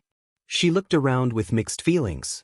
The commander-in-chief of the southern expedition Lu Xianxia, the general who pacifies the South Wu Zhongshuan, the prince of Shu Qinjibao, the assistant minister of the Ministry of War Su Gong, the duke of Huainan Zhao Ying, Yan Jinchuan, and Yang Shenxing. These were the real heroes who quelled the war in Guangling Road. They were either not here or dead. Lu Baijie smiled bitterly. What was the point of her sitting here? It was only because of the title of the provincial governor of Guangling Road. Song Li, who had a meteoric rise in the imperial court of Liang, was actually sitting beside Lu Baijie. However, he probably knew that he was not on the same side as the Tangxi Sword Immortal, so the youngest permanent general of the Liang dynasty did not show too much eagerness. Instead, he was chatting happily with his old acquaintance, the general of Jizhou. He did not get carried away by his meteoric rise. Soon, Song Li, who was a little tipsy, looked up at the magnificent ceiling of the spring snow building. His fingers twirled the wine cup, and the corners of his mouth curled up slightly. Revisiting the old place, he had been living under someone else's roof. Now, it was hard to say who was living under someone else's roof. When awake, he had 100,000 palms. When drunk, he lay on a beauty's lap. A real man was nothing more than this. Inside the spring snow building, toasts were exchanged, and singing and dancing were celebrating peace. It seemed that when the first floor was peaceful, the world was at peace. Lu Baijie looked at the distant administrator Wang Xiongui, who was sitting across from him. This noble and upright civil official who was about to make a comeback and return to the center of the capital was raising his cup to toast the Prince of Guangling and his son. He held the cup with both hands, his sleeves hanging down. He was wearing a high hat and a wide belt. Lu Baijie looked at some of the people at the back of the seats. Previously, they were all important officials of the Jiangling dynasty who held jade edicts in their hands and wore red and purple robes in the imperial court of West Chu. Although they were slightly more submissive now, it was difficult to hide the joy of being pardoned. Therefore, they had the demeanor of having to enjoy life to the fullest. Lu Baijie lowered his head to look at the cup of wine. For some reason, he thought of a young face. When that young man first came to visit, he asked the Tangxi Sword Immortal, who had not yet become an official at that time, "How many pounds of benevolence, righteousness, and morality do you sell me?" He suddenly raised his cup, tilted his head back, and drank the wine. The hall was full of well-dressed guests. He was full of himself. Chapter 1813. The Crown Prince of Yanqi, Zhao Zhu, was an uninvited guest. He could have sat next to the king of Jing and Zhao Sun, but he was not particular about it. He rejected the arrangement of the spring snow building and took the opportunity to sit at the back. There were two people on his left and right. One of them was Xianxia, the son of a wealthy family who had studied at the Xianxia Academy. He had a handsome face and was very good-looking. He did not speak much but was not arrogant. He was very likable. On the right was a burly man called Zhou Daliang, an old subordinate of Lu Xianxiang. This time, he did not follow his benefactor to Jizhou to take up a post. Instead, he used his military exploits to stay in Guangling Road as the deputy general of Yezhou. He ate even more than Zhao Zhu did and was more likable. Xianxia and Zhou Daliang didn't deliberately try to build up a relationship with His Highness, but the generals sitting next to them frequently came over to toast to them. Zhao Zhu didn't get tired of it. "If you toast to me, I'll toast to you." Gradually, the two flatterers became familiar with Xianxia and Zhou Daliang. In addition, Zhao Zhu seemed to have a natural ability to make people feel close to him. For a while, the five of them drank, urged, and avoided wine, each showing their own abilities. They didn't care about the rank of the officials. Wasn't it fun? Compared to the complicated relationships between the other seats, it could be said that the scenery here was unique. Halfway through the wine, 7 sword concubines of the spring snow building entered the building with their swords. The 7 of them were dressed in colorful clothes. They had graceful figures and slender waists. They were like a 3-foot sword that could cut off the head of a hero. The sword dance was dazzling. It was soul-stirring and dazzling. When the 7 sword concubines jumped up at the same time, it was as if a rainbow was hanging in the building. After a famous scholar shouted, the whole room was filled with cheers. Just as the 7 sword concubines were about to leave, an extremely handsome stranger appeared at the entrance of the hall. It was hard to tell if he was a man or a woman. The expression of Prince Zhao Yi of Guangling, who was coordinating with the person outside the door, changed dramatically. The luminous cup in his hand almost fell to the ground. This burly vassal of Guangling stared with wide eyes, his face full of disbelief. Zhao Zhu followed everyone's gaze and shuddered. His expression turned ugly, like a mouse seeing a cat. He wanted nothing more than to hide under the table. The 7 sword concubines that Spring Snow Building had painstakingly nurtured were blocked, unable to advance or retreat. They looked very pitiful. The stranger who spoiled the mood was holding a jug of wine and sitting on the doorstep. Beside him walked 5 beautiful women in snow-white clothes. Compared to the 7 already stunning swordsmen of the king's mansion, whether in terms of appearance or bearing, they were superior. 5 women in white, each with a saber, lined up in front of their master. It was a famous saber of the old southern Tang dynasty. The current standard saber of the Liang border army and the 4th-generation saber of the Bailiang Su family were all examples. General Jinan Song Li's eyes lit up. He quickly recognized their identities. They were the personal maids of Nailan Yusi, known as the 2 vassal kings of Nanjiang. Their names were also very strange. They were Dongyue, Shishu, Fengdu, 3 Corpses, and Qinglu. The 5 women in white simultaneously took a dozen steps forward. With a light shout, they drew their sabers and chopped down. Just 5 sabers created a majestic momentum of thousands of cavalry breaking through the formation. The 7 Spring Snow Building sword concubines were so scared that they fled backward. Most of the guests invited by Spring Snow Building were also pale. They didn't know what was going on. Was it Prince Zhao Yi of Guangling's ingenuity to liven things up? Or was there someone who dared to make trouble in Spring Snow Building? Everyone only heard the handsome scholar sitting on the threshold, shaking the wine pot with one hand and patting his knee with the other. He sang loudly, "Please look carefully at the people in front of you. Every year they bury the grass. More or less, there are graves in the grass. Every year, half of them are not swept." Now everyone understood that these people didn't get along with the vassal king's mansion. Otherwise, if it was the arrangement of Spring Snow Building, those words alone would be too unlucky. Prince Zhao Yi of Guangling gritted his teeth. Lu Baijie looked calm. Wang Xiongui was puzzled. Song Li smiled playfully. Zhao Zhu didn't know whether to laugh or cry. The obese Zhao Yi slowly got up, squeezed out a smile, and asked tentatively, "Mr. Nalen, I don't know why you came to Spring Snow Building. Do you have something to discuss?" Wang Xiongui, who was about to retire as the administrator and return to the capital, was furious after hearing the title. He asked knowingly, "Who are you?" Nalen Yusi, who was as charming as a god, stopped singing. He smiled intoxicatingly and pointed at himself. "Me." Then he got up leisurely. He had been drinking when he went upstairs. Before sitting down at the door of the top floor of the Spring Snow Building, he had already drunk more than half of the wine. His face was flushed, and he became more and more radiant. This advisor, who was only known by name in the entire Liang Temple, laughed and said, "I, Nalen Yusi, am a scholar." Following Nalen Yusi's words, the 5 beautiful maids once again moved forward. Their figures spun in the air, and then they stepped heavily on the rich and luxurious clothes. They slashed out with their blades, and their imposing manner was even more powerful than before. Nalen Yusi slowly moved forward as if there was no one around. His words made the entire Guangling Path's dignitaries feel as if they were struck by lightning. 150,000 armored soldiers from Nanjiang went all the way to the north. They have already crossed the Guangling River. Wang Xionggui's face was pale, and he fell back to his seat. Not only was this Guangling Path administrator out of his wits, but there were also countless crisp sounds of wine cups breaking in the building. Zhao Yi's face was gloomy, and he did not say a word. Song Li narrowed his eyes and began to weigh the pros and cons. Zhao Zhu was stunned on the spot. The Nanjiang army left their territory to the north without permission. Obviously, even he, the king of Yanqi, and his royal highness were kept in the dark.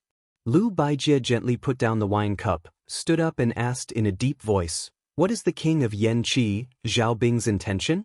Nalen Yusi seemed to be stumped by this question. He frowned and lowered his head to think for a moment. Then he suddenly raised his head and smiled. "Rebellion, isn't this obvious?" "Mr. Tongxi, you don't believe me?" Lu Baijie shook his head and smiled sarcastically. At this time, 2 people walked in side by side. One of them was wearing a royal robe. He was a burly old man, and he was very similar to the crown prince of Yanqi that everyone in the building was familiar with. However, compared to Zhao Zhu's frivolity, this old man was imposing. The old man smiled and looked at the Guangling king, Zhao Yi, who was sitting high on the main seat. "Little fatty Yi, how have you been?" "I have been in the barren Nanjiang for 20 years. I have been drooling over your Guangling path for a long time. But then again, it should have been I, Zhao Yi, who owned Guangling. You, Zhao Yi, are only fit to help me guard the house for 20 years. Zhao Yi's face was ashen, and his lips were trembling. However, compared to the king of Nanjiang who had not spoken in the Liang Palace for more than 20 years, the king beside the old man who was also wearing a royal robe made all the dignitaries feel more terrified and desperate. The former protector general of Bailiang, the current king of Shu, Chen Jibao. If it was only Zhao Bing's Nanjiang army rebelling, Liang and Gu Jiantong's 2 border armies going south to quell the rebellion, it would be nothing more than another disaster of West Chu's restoration. However, once Zhao Bing had Chen Jibao's help, everyone began to doubt whether the Liang imperial court, which had shown signs of trouble since the Yonghui auspicious talisman, would be able to luckily survive this calamity. At this time, some people in the Spring Snow Building finally remembered the Northwest Armored Cavalry. They began to ask themselves, if he had the deterrence of the 300,000 loyal and devoted armored cavalry, would this Nanjiang barbarian, Zhao Bing, not dare to touch the Central Plains for the rest of his life, and could only slowly die of old age in the man miasma? The butcher Su Shao was dead. The blue-eyed Zhang Julu was dead. When the 2 were alive, the world was truly at peace. The Nanjiang army did not dare to take a single step out of Nanjiang. Even Beimang's million-strong army did not dare to take half a step south. After the 2 died, West Chu was quickly restored, Beimang knocked on the pass, and Nanjiang rebelled. No one knew why Chen Jibao chose to rebel against Bailiang. Since he had chosen to rely on the orthodox Zhao clan of Liang, he had long since become a vassal. Why did he in the end place all his bets on a vassal in a remote corner? Chen Zhibao was expressionless. He calmly looked at Liu Baijie, the provincial governor of Guangling. In the end, Liu Baijie sighed and slumped back into his seat. How many people would die in the Central Plains before they would stop? Chen Jibao's lips curled into a cold smile. If people in the Central Plains did not die, how could they remember that some people were dying for them? I, Chen Jibao, am not Su Fengyan.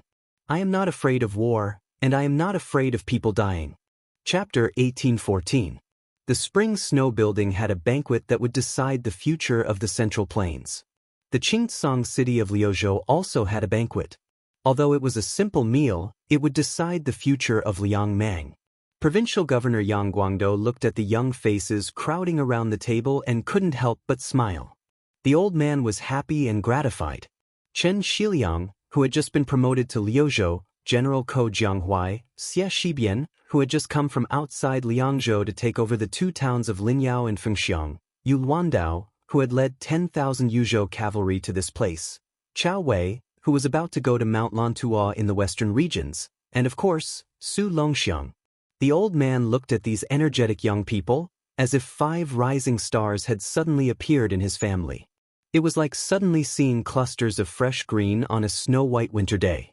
It was too much for the eye to take in, and it filled one with joy. Chao Wei was short and had an ordinary appearance, but he was arrogant.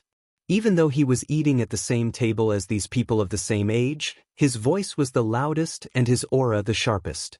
This short man chewed on a mutton pancake as he snorted at Yang Guangdou.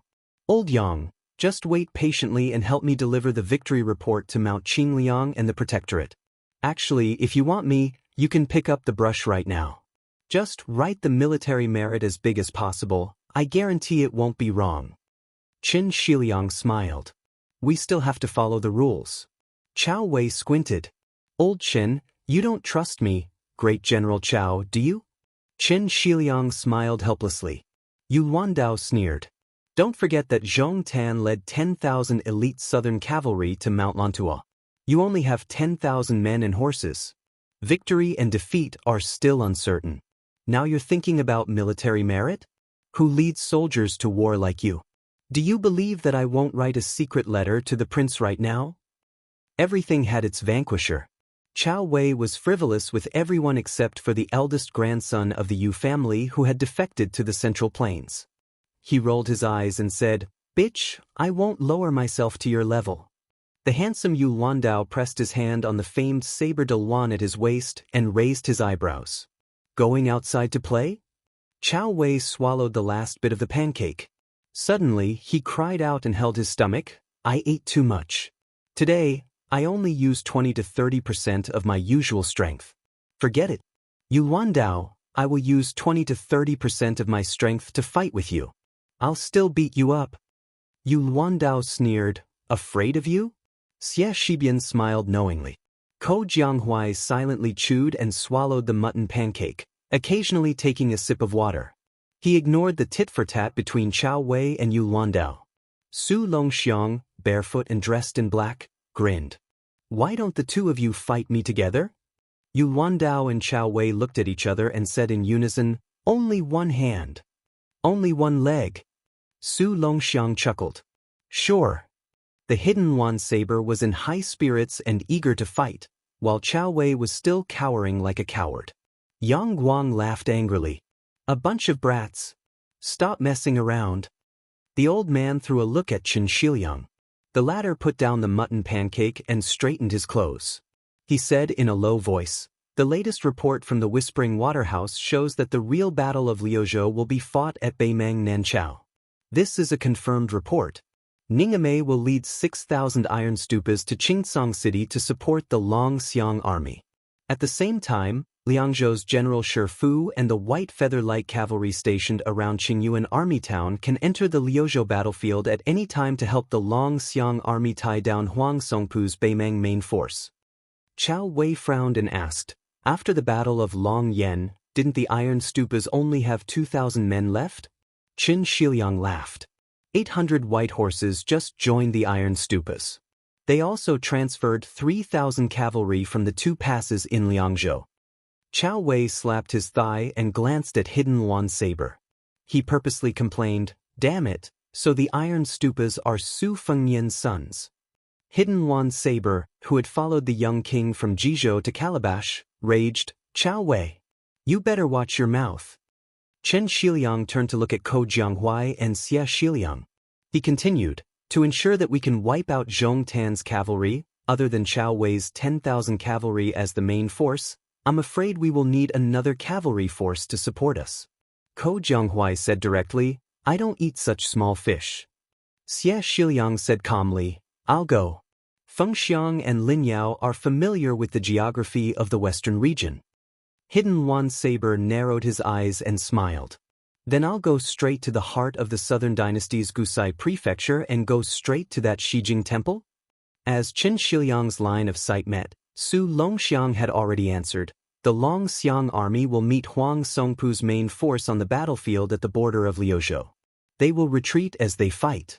Before Huang Songpu sees the walls of Qingcang City, it will be after 3 or 4 battles." Ko Jianghuai nodded. 3 battles is the minimum. As long as the 30,000 Longxiang army can last until 4 battles, I can make that previous king of the southern courtyard unable to return. I want him to end up like Yang Yuanzhong. If there are 5 battles. Ko Jianghuai paused and looked at Hidden Yuan's saber provocatively. "Then I'll have to compete with you to see who can cut off more heads of the southern dynasty officials." Chapter 1815. Chen Shiliang cautiously said, "Although in the Battle of Longyan Plains, the northern Mang chieftain and the other elite Ma Lanzi troops were almost completely wiped out, Huang Songpu was after all the king of the southern courtyard for nearly 20 years, so he definitely still has some foundation. Zhong Tan is also entrusted with high hopes by the Zhong family. Therefore, in Liuzhou, no matter where the battle is, we cannot lower our guard. For this reason, I have specially requested the Governor-General Manor to transfer at least 600 white horse wandering crossbowmen from the Liangzhou border army." Chen Shiliang suddenly spoke in a more serious tone, his eyes sharp.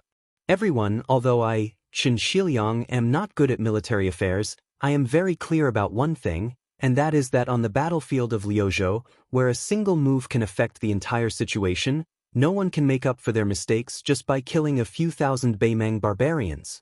I will say the ugly words up front. If anyone dares to delay the overall situation of Liuzhou for a little bit of merit, then as long as I, Chen Shiliang, am alive, I will not rest until he or she is dead. Chao Wei, Yuan Dao, Ko Jianghuai, Xie Shiliang." Chao Wei sighed and resentfully put down the leg on the stool.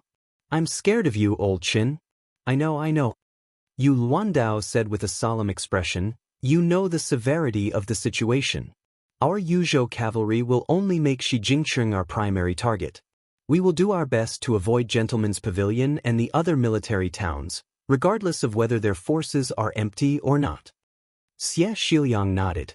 Ko Jianghuai was still a taciturn person, but he could not withstand Chen Shiliang's gaze and could only nod along with Xie Shiliang. Su Longxiang scratched his head. "Shiliang, is there nothing else for me to do?" Chen Shiliang raised his arm, clenched his fist, and swung it down. "General, you only need to focus on stopping Huang Songpu's main force." Su Longxiang laughed foolishly. "This is indeed not a problem." Chao Wei slapped his forehead. "This stupid little prince, who knows how he could have such a crafty older brother?" Xie Shibian couldn't help but laugh. Then he was a little dazed. Back in Guangling Road, although he had personally won many unbelievable battles, he still felt uneasy. That kind of feeling was like knowing that even if you won 99 battles, as long as you lost one, you would lose the whole game. After arriving at Bailiang, after arriving at Qingcang City, apart from the arrogant Ko Jianghuai, they became fellow soldiers with these strangers. Even though there was a great disparity in strength between them and the enemy, they felt incomparably at ease. At this moment, a handsome young man dressed in light armor strode into the house. He suddenly clasped his fist and said, "White Horse Crossbowman Li Hanlin, leading 1,200 riders, has entered the Azure City and is on standby." With a face full of shock, Chen Shiliang stood up and asked, "Officer Li, why are there so many crossbowmen? What about outside the Liangzhou Pass?" Li Hanlin said with a straight face, "This is a military order from the Protectorate. I only follow orders." Then, the only remaining White Horse officer of the Bailiang Frontier Army winked at the people in the house. With a bright smile, he lowered his voice slightly and said, "There are no Beimang soldiers left outside the Liangzhou Pass to kill. That old fellow Huang Songpu has 700 to 800 private soldiers under him, so it's not too bad." Ko Jianghuai raised his head and asked, "You are that Li Hanlin? The son of the administrator Li Gongda?" Chao Wei immediately got into the mood of watching a good show. He was afraid that the world would not be chaotic enough. Tsk. Ko Jianghuai was someone who usually treated everyone he met as if they owed him millions of taels of silver. Now that he met someone like Li Hanlin who had both a family background and military exploits, he really wanted to have a good fight with him. Li Hanlin was stunned. He smiled and said, "Yes, I am Li Hanlin. You are Ko Jianghuai, General Ko, right? When you guys were fighting to the death with the Liang Imperial Court, Nyenren, we had letters with the prince. In the letters, the prince said that if one day you and Xie Shibian could work together for the Bailiang Frontier Army, that would be great. I didn't think that such a day would really come. I, Li Hanlin, am a rough person. Without any hesitation, as long as I can return from the battlefield alive, when I reach Lingzhou, I will treat you, Ko Jianghuai, to drink wine for an entire year. Not only you, Chao Donghua, Yu Wandao, Xie Shibian, none of you will be able to escape." Chao Wei, who had his nickname called, said angrily, "Where did you get so much silver from? Lingzhou, that gold-consuming lair, how could you get a decent courtesan without at least 200 or 300 taels of silver?" Li Hanlin laughed and said, "What are you afraid of? Just borrow it from my father. If you can't pay him back, you can pay him back with a bunch of grandchildren." Ko Jianghuai's lips curled up. This once infamous White Horse commandant seemed to be much more pleasing to the eye than Xie Shibian or Yu Luandao. Xie Shibian said with a bitter smile, "Commandant Li, drinking wine is fine, but drinking wine with courtesans, I'm afraid that after a year of drinking wine, you will have to kneel on a washboard." The Bailiang, who was known for being serious, Qin Shiliang said with a smile, "I am a bit better than Xie Shibian. I haven't married yet, so I am not afraid of drinking wine with courtesans. But if I want to drink, I will only drink green ant wine. As for courtesans," Qin Shiliang said with a serious expression, "I still care a lot." Ko Jianghuai couldn't help but glance at this young Liuzhou officer who had made him look at him in a new light. He cursed in his heart, F***K, as expected of a scholar from Gangnam. Yang Guangdou didn't interrupt these young people. The old man would occasionally pick up a peanut and throw it into his mouth. His eyes were full of smiles. After the old man clapped his hands, he suddenly stood up. With his hands behind his back, he walked straight to the door. After crossing the threshold, he turned his head to look at the young people and slowly said, "In this world, there is probably only Bailiang. Only I, Yang Guangdou, have a basket of mutton pancakes at the farewell banquet for the generals. I'm sorry." After the old man said this, he walked away. Chao Wei quickly pulled Qin Shiliang's sleeve and laughed. Old Qin, did you see that? Is old man Yang crying?" The old man who had not gone far increased his pace and cursed, "Bullshit. Our Bailiang has a lot of wind and sand." Chapter 1816.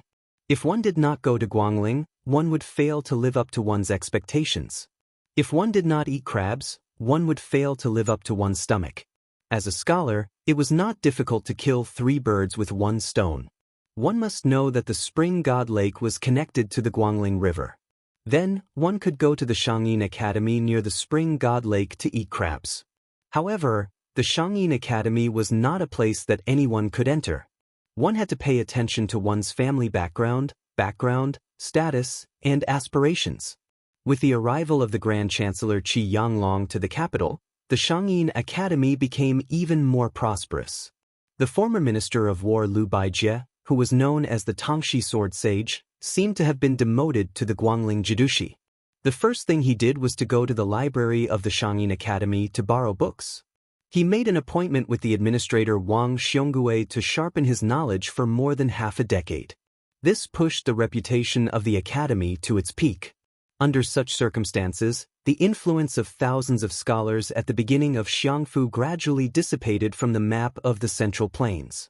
In the Shangyin Academy, which was now known as the Jiangzhou Hanlin Academy, there was a woman named Teacher Jishang who was even more dazzling. She was Yu Yuwei, who taught music and miscellaneous in the academy.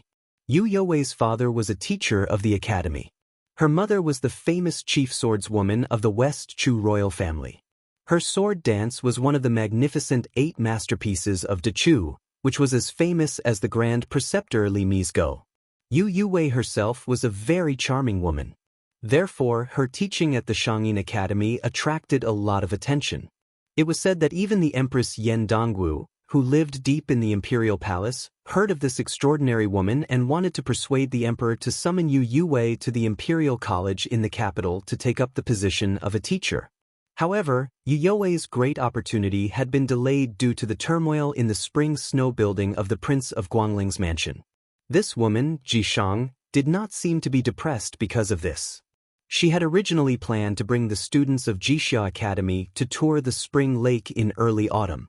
Step by step, more than 160 people set off in a mighty manner. Yu Yuwei's teaching style was quite unusual. Half of her time was not spent in the Shangyin Academy.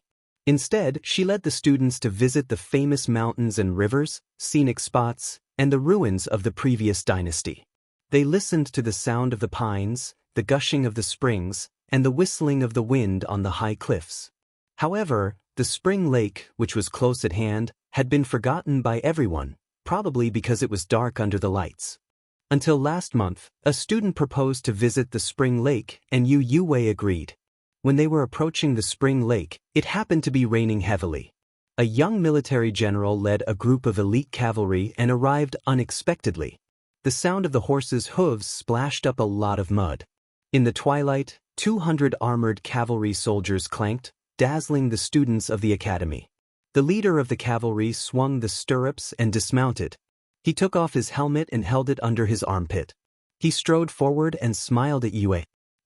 After so many years, we finally meet again. Yu Yuwei's expression was the same as usual.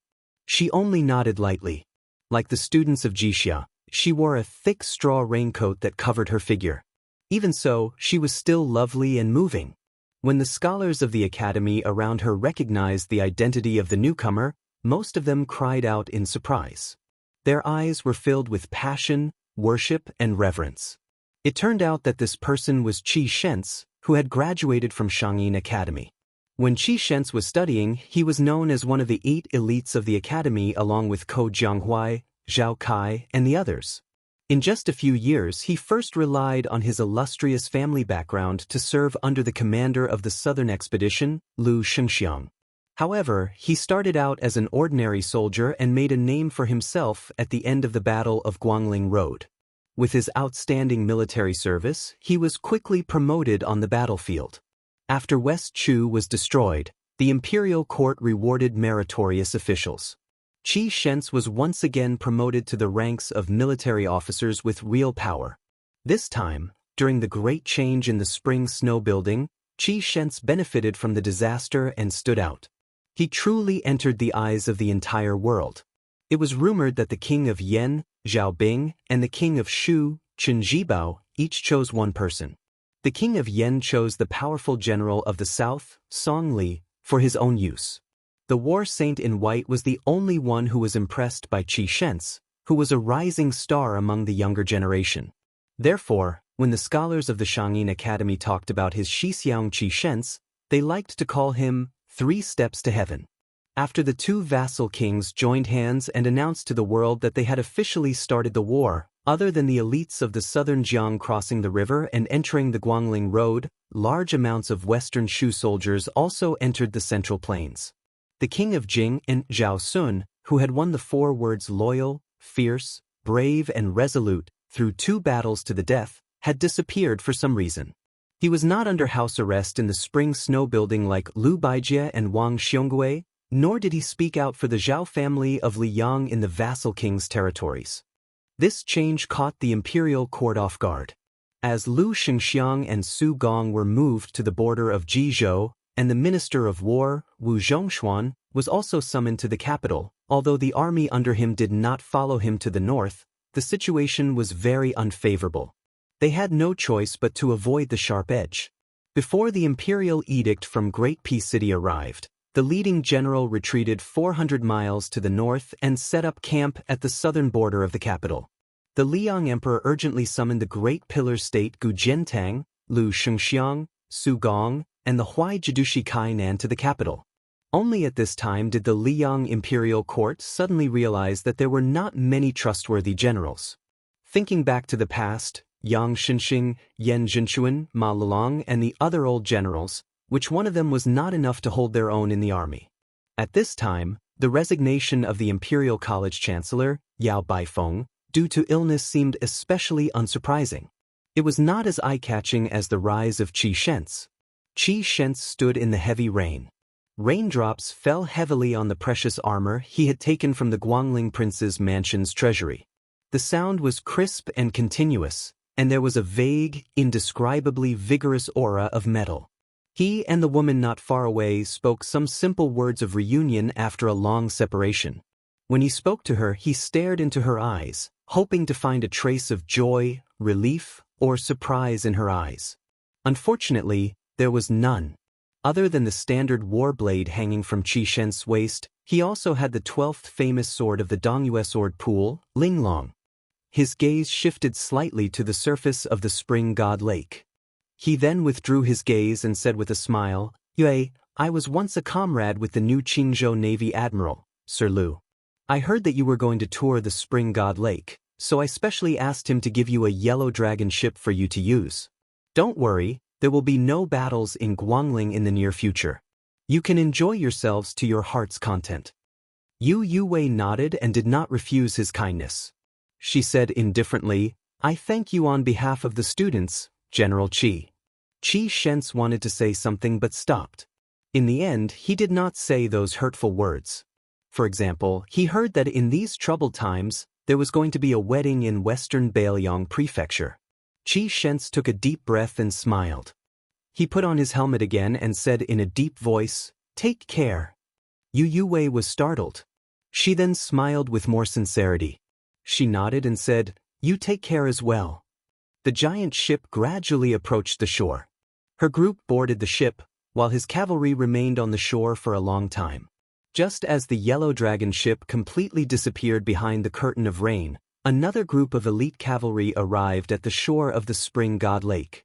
Their leader was about the same age as Qi Shentz, but his current rank was even higher than Qi Shentz. He was the former general of Ji Prefecture, Yuan Tingshan. He was the son-in-law of Gu Jiantang of the Great Pillar State and the current master of the Wild Goose Castle Private Cavalry. He and Song Li had pledged their allegiance to the king of Yen, Zhao Bing, who was marching north with great momentum. However, he regretted not meeting Qi Shentz sooner.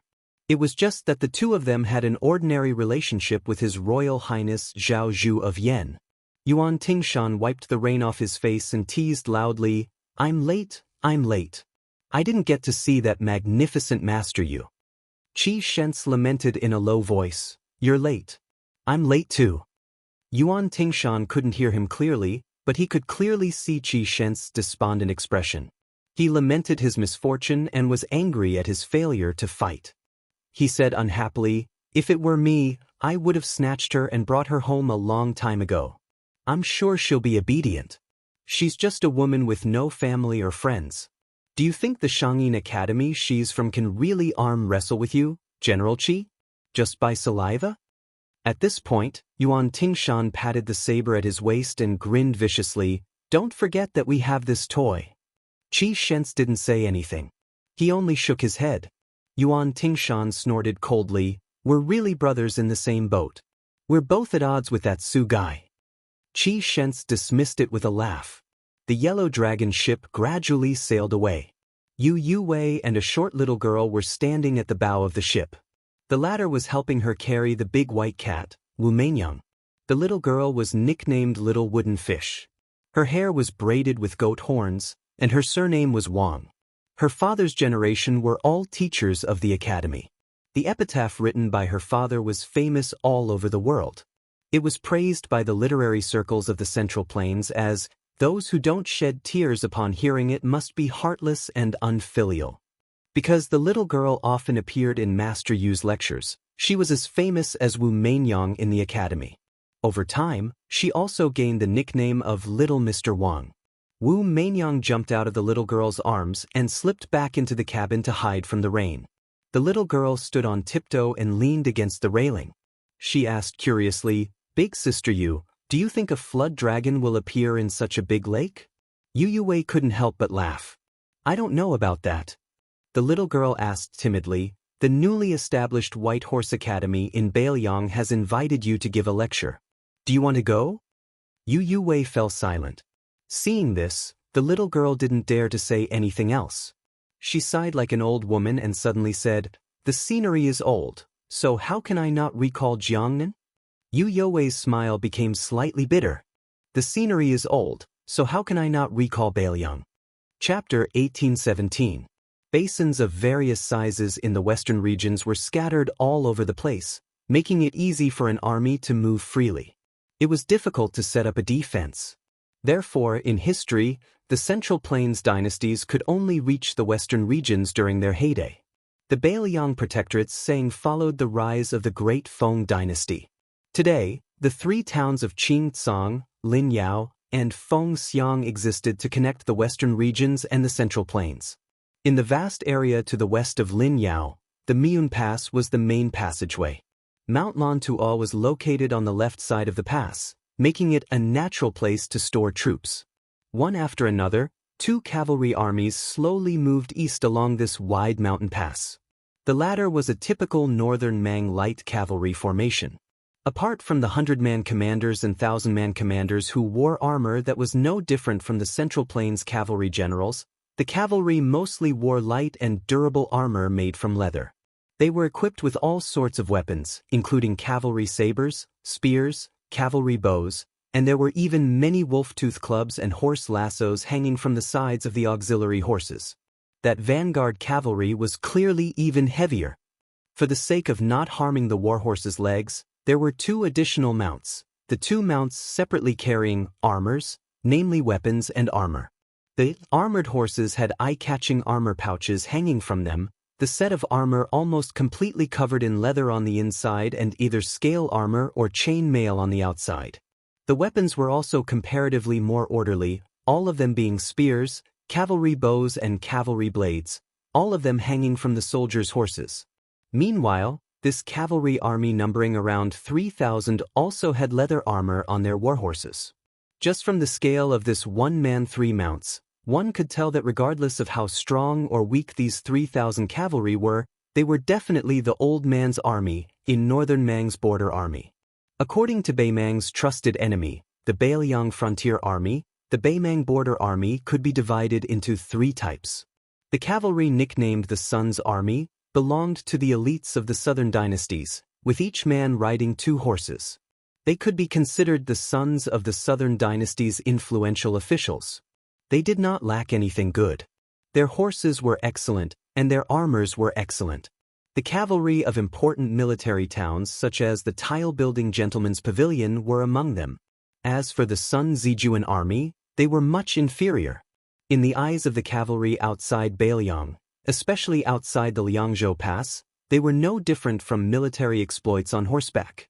There was also a powerful cavalry force known as the Laozi Army, which was not to be underestimated. They had as many as 3 or even 5 auxiliary horses. For example, Dongzhu's private cavalry, Hong Jingyan's Ruren Iron Cavalry, and the personal troops of the Baimang generals such as Lu Gui and Yang Yuanzan were all like this. Although their numbers were small, their combat power was extremely strong. There was no situation where they did not dare to fight to the death due to the disparity in numbers. If they won, they would be like a hot knife through butter, but if they lost, they would be completely wiped out. To a large extent, they were able to dominate the situation on the battlefield.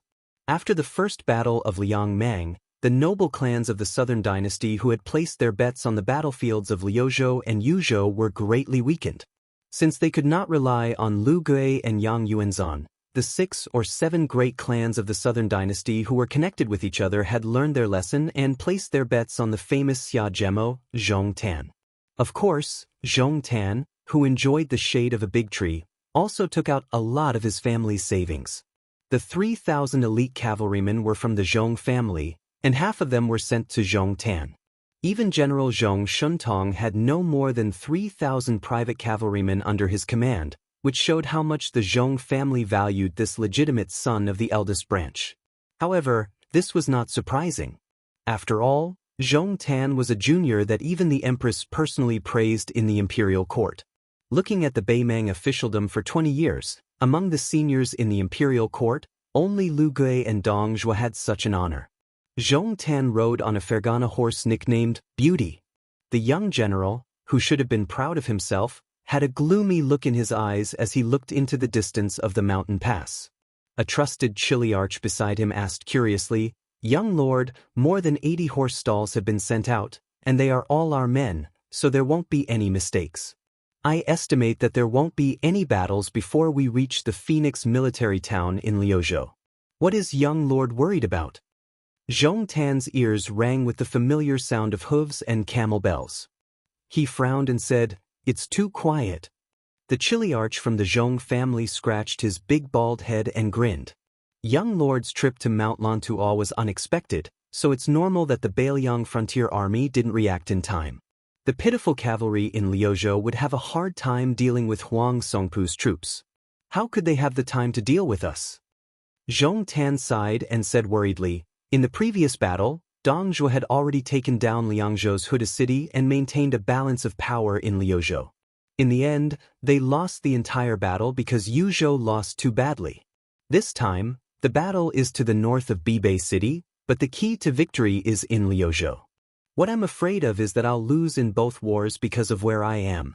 The chiliarch hurriedly interrupted Zhong Tan's unlucky words and said resentfully, "Young lord, don't jinx it." Zhong Tan laughed self-deprecatingly. Then, with a determined look in his eyes, he said in a deep voice, "Keep an eye on the horse fence at the front and send back spies. If there are any abnormalities, our 3,000 cavalry in the vanguard will prepare for battle and rush out of Mount Miyun as quickly as possible. We must ensure that the 6,000 cavalry behind us can spread out their formation on flat ground." The reason why Xia Gemo personally led 3,000 cavalrymen to open the way was that he was worried that they would be blocked in Mount Miyun. The 6,000 cavalrymen behind him, who came from various sources, might not be able to successfully block the sudden charge of Beiliang's cavalry. They might even be forced by the enemy to the point where the seawater would flow backward. If that happened, it would be a one-sided slaughter in Mount Miyun. Even though the monk soldiers of Mount Lantuo were close at hand, it was of little significance to a cavalry battle where victory or defeat could be decided in a fleeting moment. Zhong Tan, who had experienced the bitter war at Huluku from the beginning to the end, knew very well that the superiority and inferiority of military strength on paper were all false.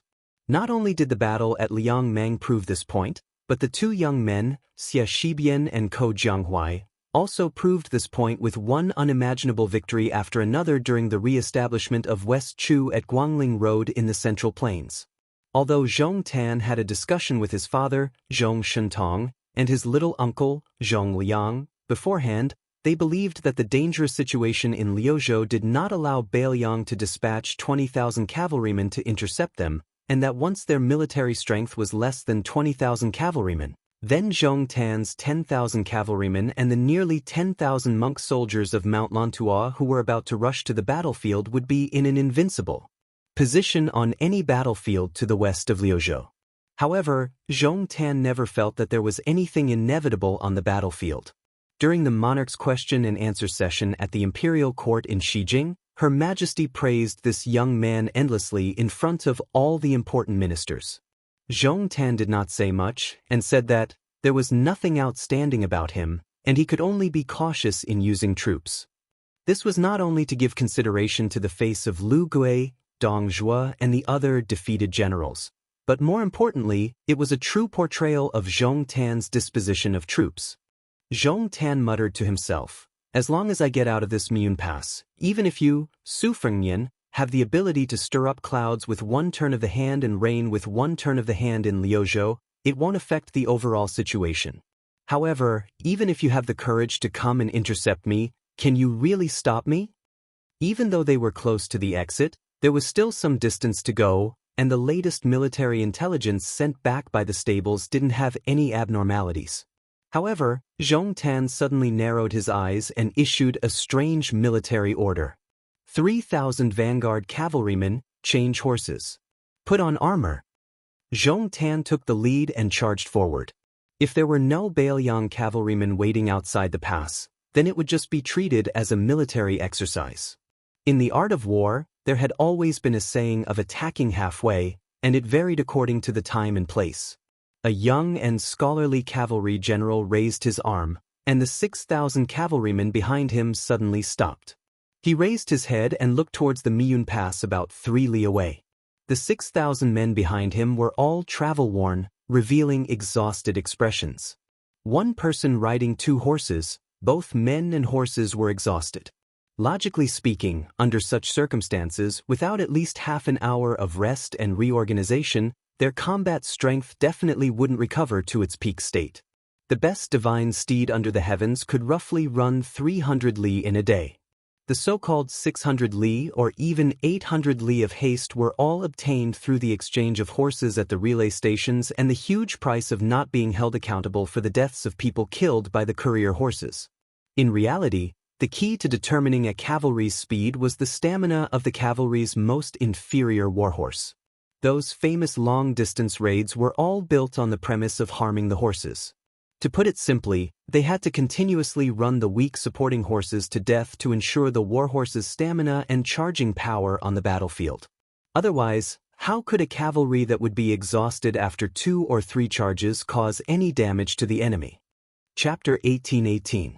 For this attack on the western regions, the Bailiang Protectorate and the Liuzhou Provincial Governor's Office both required him and the other cavalry to do their best to intercept Zhong Tan's 10,000 cavalry and force the monk soldiers of Mount Lantua behind him to enter the Qingcang main battlefield in Liuzhou as late as possible. Thus, in the final analysis, this interception battle did not require great results. It was just to buy time for the Yuluandao cavalry to penetrate deep into the enemy territory and the main Longxiang army. It was easy to fight, but it was also not easy to fight. The conservative way of fighting was to ignore the Mount Lantua infantry and monk soldiers. They only needed to endlessly tangle with Zhong Tan's cavalry to open the way. In this way, the mission would be considered complete. But as the 2 cavalry forces traveled side by side, he proposed an extremely risky idea, a radical plan that would make it difficult for the 2 cavalry forces to fight. He originally thought that the young man nicknamed Chow Shorty and Wintermelon would resolutely reject the idea and bring up the idea of looking at the big picture. However, this young Bailiang cavalry general, who was fighting side by side with him for the first time, actually agreed without a second word. Not only that, he took the initiative to take on an even more suicidal mission. His reasoning was that Chao Wei had more men under his command and that General Chao's ability to lead and fight was greater. At the same time, he did not know whether to laugh or cry. At the same time, he also had a somewhat inexplicable feeling. When he was in Guangling Road, he was used to shouldering all the burdens alone. He was used to the heaviness of having tens or even hundreds of thousands of soldiers all tied to his shoulders. This battle, before it even began, made him feel very unfamiliar. He turned his head to look at the cavalry forces belonging to the 2 towns of Linyao and Fengxiang. Unconsciously, he reached out to grasp the war blade he had obtained not long ago, the 6th generation Su Dao. He had only begun to understand many things and details after truly coming to the northwest and entering the border army. For example, the war blade in his hand. It turned out that the cold blade had to be sharpened twice. The first time was to sharpen the blade in the workshop, and the second time was to kill and drink blood on the battlefield. Otherwise, if the war blade only had the first time, it could not be called a cold blade. Xie Shibian smiled. Bailiang was cold and bitter, but there were many things to pay attention to. But he liked it very much. The 6,000 cavalrymen behind him had a complicated background. Some of them were originally strong horse bandits who had ruled over the two towns, some were young and strong refugees from Liuzhou who had fought for their household registration, and some were Western region cavalrymen who had been roped in by the woman called Chai Dongdi. Accurately speaking, they were like Xie Shibian. Compared to the Beimang barbarians, the Beiliang frontier army, they were all fledglings. The people were like this, and the newly issued cold blades at their waists were even more so. Cutting off the heads of the northern Mang barbarians and using them as a blade to bleed and sharpen, it wasn't the slightest bit inferior to those beautiful Yanji County women. It was unknown who was the first person who said, Xie Shibian. Although his master was Chao Chongqing from West Chu, he was born in the streets and alleys of Xie Shibian. Naturally, he liked it very much. Xie Shibian's military orders were accurately passed down one by one. He divided the 6,000 cavalry into 3 groups according to their origins. The 2,500 cavalrymen from the 2 towns were the vanguard. They charged at Zhong Tan's cavalry that had appeared outside the Miyun exit. If they succeeded, the whole army would advance. If they failed, as long as they could stabilize their position and prevent the Beimang cavalry from successfully spreading out their formation outside the mountain pass, they would retreat after a small battle. The second group of 1,000 cavalrymen would take their place. Then, it would be Chai Dongdi's 2,000 cavalrymen who would retreat and advance. He personally led 500 Longxiang army elites to hold the line. Once the Beimang cavalry appeared, Xie Shibian would retreat. If there were any signs of them breaking out of the formation, Xie Shibian would order the 500 elite cavalrymen to block the exit of Miyun Pass even if they died in battle. After parting ways with Chao Wei's 10,000 cavalry, the latter had already passed most of the crossbows and cavalry bows to Xie Shibian's cavalry. The best-case scenario would naturally be the elite cavalry of Zhongtan tribe bringing up the rear, while the ordinary cavalry would be the first to charge out of Mount Miyun. However, Xie Shibang believed that the young man, who relied on the mouth of the bottle gourd and the corpses of Crouching Bao and Luan He, 2 cities' northern Liang border army, to become Xia Jubo, would definitely not be this careless. Even if Zhong Tan really did not live up to his name, Xie Shibian was even more confident that he would be able to take back the merit that he had missed out on. Xie Shibian and Zhong Tan in the mountain pass gave the order at almost the same time. Then, they said the exact same words, change horses. Put on armor. After Chao Wei's 10,000 cavalrymen separated from Xie Shibian, they began a lightning-fast long-distance raid without caring about the injuries of the war horses. They directly went around Miyun Mountain Pass. He wanted to charge in through an entrance near the west end of Miyun Mountain Pass, and then quickly rush east along the mountain pass. In the end, he would be between Zhong Tan's cavalry and Lantum Mountain's monk soldiers. He wanted to see if Xie Shibian's 6,000 cavalrymen could defend the east gate. He wanted to wait until he could viciously stab Zhong Tan's cavalry in the ass. Therefore, when Chao Wei parted with Xie Shibian, he half-jokingly said, surnamed Xie, I, General Chao, will definitely become a man like old Liang Wang Su Shao. In the end, this time, my head is tied to your belt. Please don't let me die young. Xie Shibian did not say any heroic words at that time. He only nodded. When Xie Shibian saw the short general galloping away, he raised his arm and gave him a thumbs up. He did not know what kind of unique meaning Chao Wei had, or what kind of strange rules the Beiliang frontier army had. 10,000 cavalrymen rushed forward with great momentum. Chao Wei's lips were cracked and some blood seeped out. However, his face was full of smiles as he roared, I want the Battle of Miyun Mountain Pass to be no less heroic than Lu Xingxiang's Battle of Luzhou in the snow and Chu Lushan's 1,000 cavalrymen opening Shu. Chao Wei can die, but I can't die a nameless death. Although Miyun Mountain Pass appeared to be narrowed, like a woman's slender waist, it was still able to allow more than 20 cavalrymen to rush out side by side. Previously, Xie Shibian could see several Beimang cavalrymen rushing back to the mountain pass to pass on military intelligence. The battle was about to start.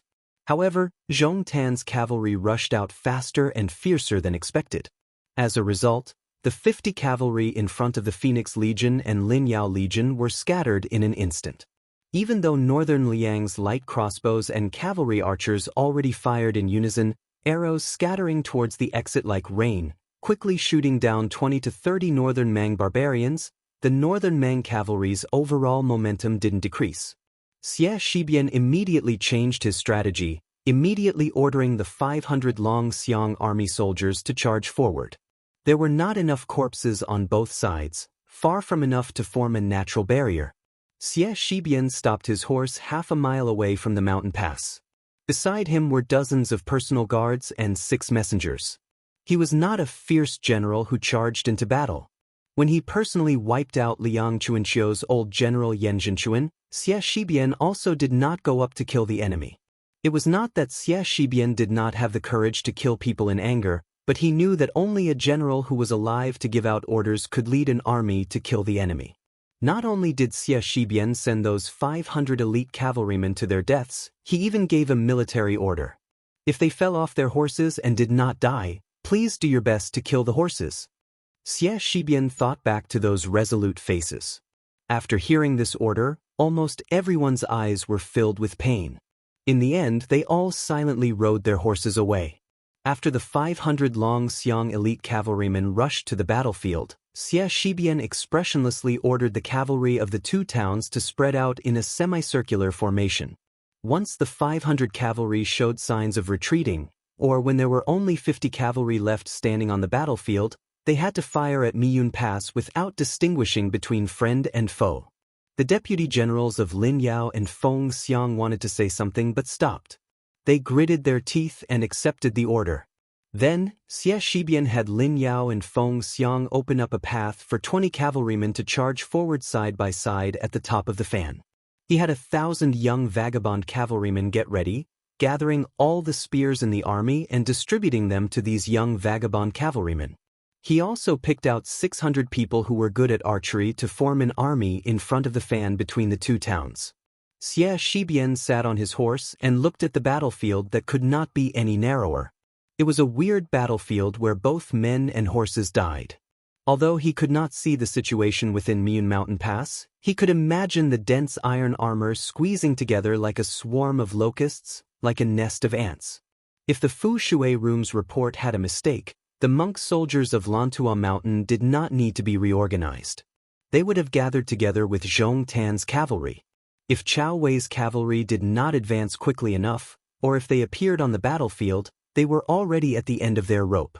If Xie Shibian could not defend this pass, as long as one of those was true, then the Battle of Liuzhou would be in a terrible state. At this moment, for some reason, Xie Shibian thought back to that young man who always seemed to smile warmly. That young man who personally suggested to him to walk around and see more things. Xie Shibian took in a deep breath and muttered to himself in a voice that only he could hear, "You left 500 seeds for Dechu. How can I not repay you with my life?"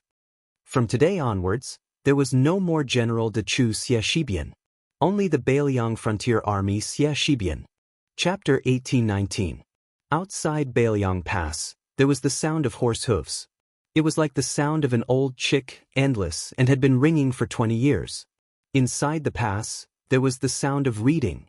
It was like the sound of an old phoenix. The sound of reading came from a new academy. In Liangzhou, there was a new White Horse Academy. Unlike the previous Green Deer Cave Academy, which was located in the mountains and forests, this academy was built in the downtown area of Liangzhou. Yao Baifeng, who had just returned from the capital, was the first head of the academy. Not only did the Qingliang Mountain Palace gift 6,000 scrolls, but the king of Bailiang, Su Fengnian, personally bestowed a plaque. Bailiang's Dao administrator Li Gongda, the new Liangzhou provincial governor Lu Dongjiang, and the Yuzhou provincial governor Huang Yan all personally gave books to the academy. For a time, the officials and nobles of Bailiang followed suit. This allowed the White Horse Academy to complete an unprecedented feat on the first day of the academy's establishment. There were 10,000 scrolls in the library. Thus, the library was named after 10,000 scrolls. At the same time, Yao Baifeng created a new sage hall in the academy, sculpting the statues of the sage of the Zhang family and the 10 sages and 36 sages. At the same time, Yao Baifeng set up a monument to start the academy. He emphasized that scholars entering the White Horse Academy should preach and seek benevolence. Therefore, he didn't teach the imperial exams, art, which was the foundation of the imperial exam. This was obviously contrary to the study of the imperial exam. Other than Yao Baifeng as the headmaster, the renowned White Lotus of Mount Longhu, Bai Yu, and the former provincial governor of Lingzhou, Su Beiji, were both deputy headmasters. The mountain master of Green Deer Cave Academy, Huang Shang, and other great Confucian scholars of the Central Plains, who had rushed to northern Liang to take root, also promised to come to White Horse Academy to give lectures on time. It was even rumored that Chancellor Wang, who had led thousands of scholars to northern Liang, had also promised to contact Shangyin Academy and promised to recommend a Mr. Ji Shang from Shangyin Academy, which was known as the source of all the scholars in the world, to teach in northern Liang. As a result, White Horse Academy, which originally only accepted 80 people, was flooded with people. They had no choice but to make an exception and recruit 200 young scholars. The number of local and foreign scholars in Beiliang was roughly the same. Lu Dongjiang, the official of Liangzhou's parents, was even more enthusiastic. Supporting the White Horse Academy was the first thing he did after taking office. He opened the door to all the affairs of the academy and even treated the lecture hall of the academy as the official residence of the provincial governor. He went to the White Horse Academy every 2 or 3 days. He even allocated 600 acres of fertile land under the name of the Lu family and gave it to the academy in the name of Liangzhou. This made the officials of Beiliang, who had a lot of complaints about the Lu family, look at the Lu family in a new light. Even the deputy administrator Song Dongming, who had been estranged from the Lu family, once again invited Lu Piao, who had once been famous for his calligraphy, to a private banquet. At the beginning of autumn, a carriage slowly drove to the downtown area of Liangzhou City. The carriage was very ordinary, and there were no retainers following it. The coachman was a middle-aged man who didn't look like a coachman. The curtain of the carriage was lifted slightly, and the man in the carriage quietly looked at the scene on the street. Some shops had changed their signs, and some stalls had disappeared. Some restaurants were still selling green ant wine, and some inns had taken over their father's business. When the carriage passed by a newly opened shop, the carriage slowly stopped. The coachman quietly waited for the owner's orders. He didn't dare to speak without permission, reminding the people of the academy that they were patiently waiting for his arrival. The young man holding the corner of the curtain looked at the shop. He remembered that every time he returned, he would go there to buy a big bag of spiced beef wrapped in oiled paper. He had met Miss Hehe there. At that time, he had never thought that the old owner of the shop was Huang Sanjia. At that time, Hehe's strange big cat was still alive. He remembered that he had reunited with Miss East and West in this area. It was also the first time he saw the little monk from north and south who wanted to become a Buddha and burn his saraira. There was also a monk from Mount Lantua who insisted that he go to the western region to dual cultivate with the white-clothed bodhisattva who would become a goddess at the gate of Xiangfan City in the future. At that time, he thought that she was an old cow eating young grass. She was too shameless, and he was too disadvantaged, so he didn't agree. Later on, he regretted it so much that his intestines almost turned green. However, when he thought about it now, he just smiled and let it go. The female bodhisattva with a head full of black hair was different from the girl who he mistook as a banished immortal when he first met her when he traveled the Jianghu. These beautiful women, when they had the chance to get close to someone, they would lose their feelings of love. When they saw her, they would still think that she was pretty, but they didn't need to have her. When they didn't see her, they wouldn't miss her. He put down the curtain and said softly, "Steward Song, let's go to the White Horse Academy." Steward Song was the chief steward of the prince's mansion on Mount Qingliang in Beiliang. In Beiliang, he could be said to be the only one. The carriage stopped at the gate of the White Horse Academy. When Su Fengnian got off the carriage, he suddenly asked, "Are there not many assassins who broke into Mount Qingliang in recent years?" Song Yu stood respectfully beside the young lord. He bowed slightly and said calmly, "Your Highness, it's probably because those stupid Jianghu people have finally become enlightened. There hasn't been a single assassination in Mount Qingliang this year. It's very peaceful. Many people in the mansion are not used to it." Su Fengnian smiled and said, "It's indeed less fun to fish. By the way, it seems that there are also fewer wanderers who show up in public?" Song Yu laughed softly and said, It's too difficult for the Jianghu masters to show off their skills in front of your highness. The White Horse Academy didn't mobilize a large force to welcome them. Su Fengnian stood on the street, looked up at the plaque of the White Horse Academy, and said with emotion, "I never thought that there would be a day when an academy would open in Liangzhou." Song Yu said, "It's all thanks to your highness. Not everyone in the world is blind or has their hearts stuffed with lard. Justice is in everyone's heart." Su Fengnian nodded solemnly. "Song Yu, your flattery skills haven't dropped at all these years. Compared to other people's flattery, it's always better to be honest." Song Yu, who had followed His Highness for as many years as Su Fengnian had been His Highness, smiled brightly. He seemed to remember the absurd times when he was at His Highness's beck and call. Song Yu's flattery skills hadn't decreased, and in recent years his temperament had improved even more. In addition, he was familiar with the temperament of this young lord, so he wasn't dissatisfied with the White Horse Academy's lack of activity. Naturally, he wouldn't do such a boring thing. Besides, he knew better than anyone that the leader of the Bailiang cavalry next to him had been very kind to the scholars in recent years. Otherwise, this White Horse Academy wouldn't be able to be established. There were not many rich and powerful vassals in the Liang dynasty, but there were quite a few of them, like the audacious Zhao Bing, the Prince of Yanqi, or Zhao Yi, the Prince of Guangling, who used to be at the height of his power, who could make those learned scholars gather together and teach in their territory. Jinggan Circuit had the Green Party in the imperial court, and it was in the hinterland of the Central Plains, which was close to the Shangyin Academy. But they still couldn't establish a decent academy. Song Yu glanced at the scene around the carriage. In fact, in addition to their carriage, there were 4 or 5 other carriages, which also didn't show the style of the rich and powerful.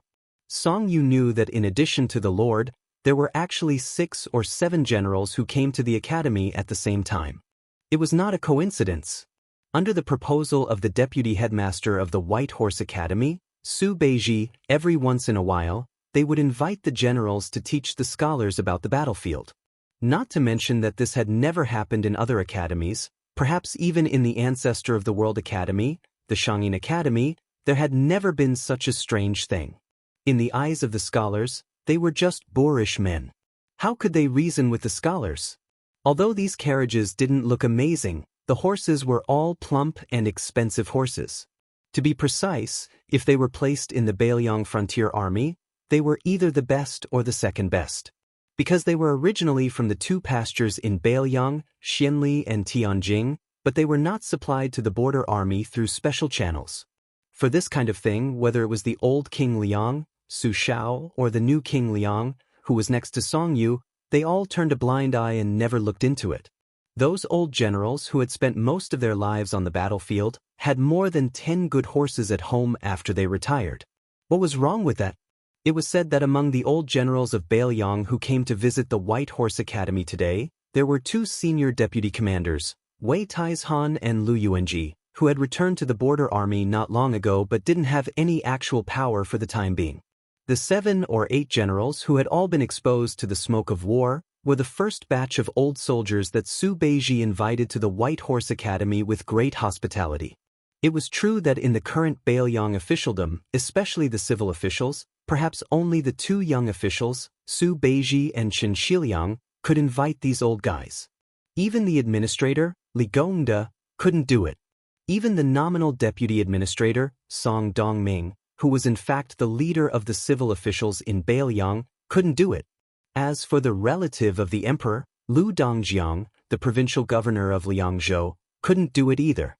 Because if one were to say something harsh, in fact, among the civil and military officials in Bailiang, only these 2 young people were the true ministers of the emperor. Iron Buddha General Ning Amei, Yuzhou General Huang Fuqiu, and the infantry deputy commander, Great Ancestor Gu, were still inferior to these 2. The backbone of the White Horse Academy was actually not the literary grandmaster of Liang, Yao Baifeng, but Su Beiji, who had successfully retired from the position of the provincial governor of Lingzhou. Song Yu, as the former steward of Wutangen and now the chief steward of the entire Mount Qingliang, was of course the young lord's trusted aide. The most important thing was that Song Yu was still young, in his early 40s. If there were no accidents, he wouldn't have the opportunity to be a senior official of the Su family for 3 dynasties in the Bailiang. It was easy to imagine how important his position was. This had nothing to do with whether this man was an official or not. Even the gatekeeper of the prime minister was a third-grade official, let alone the chief steward of a king's mansion.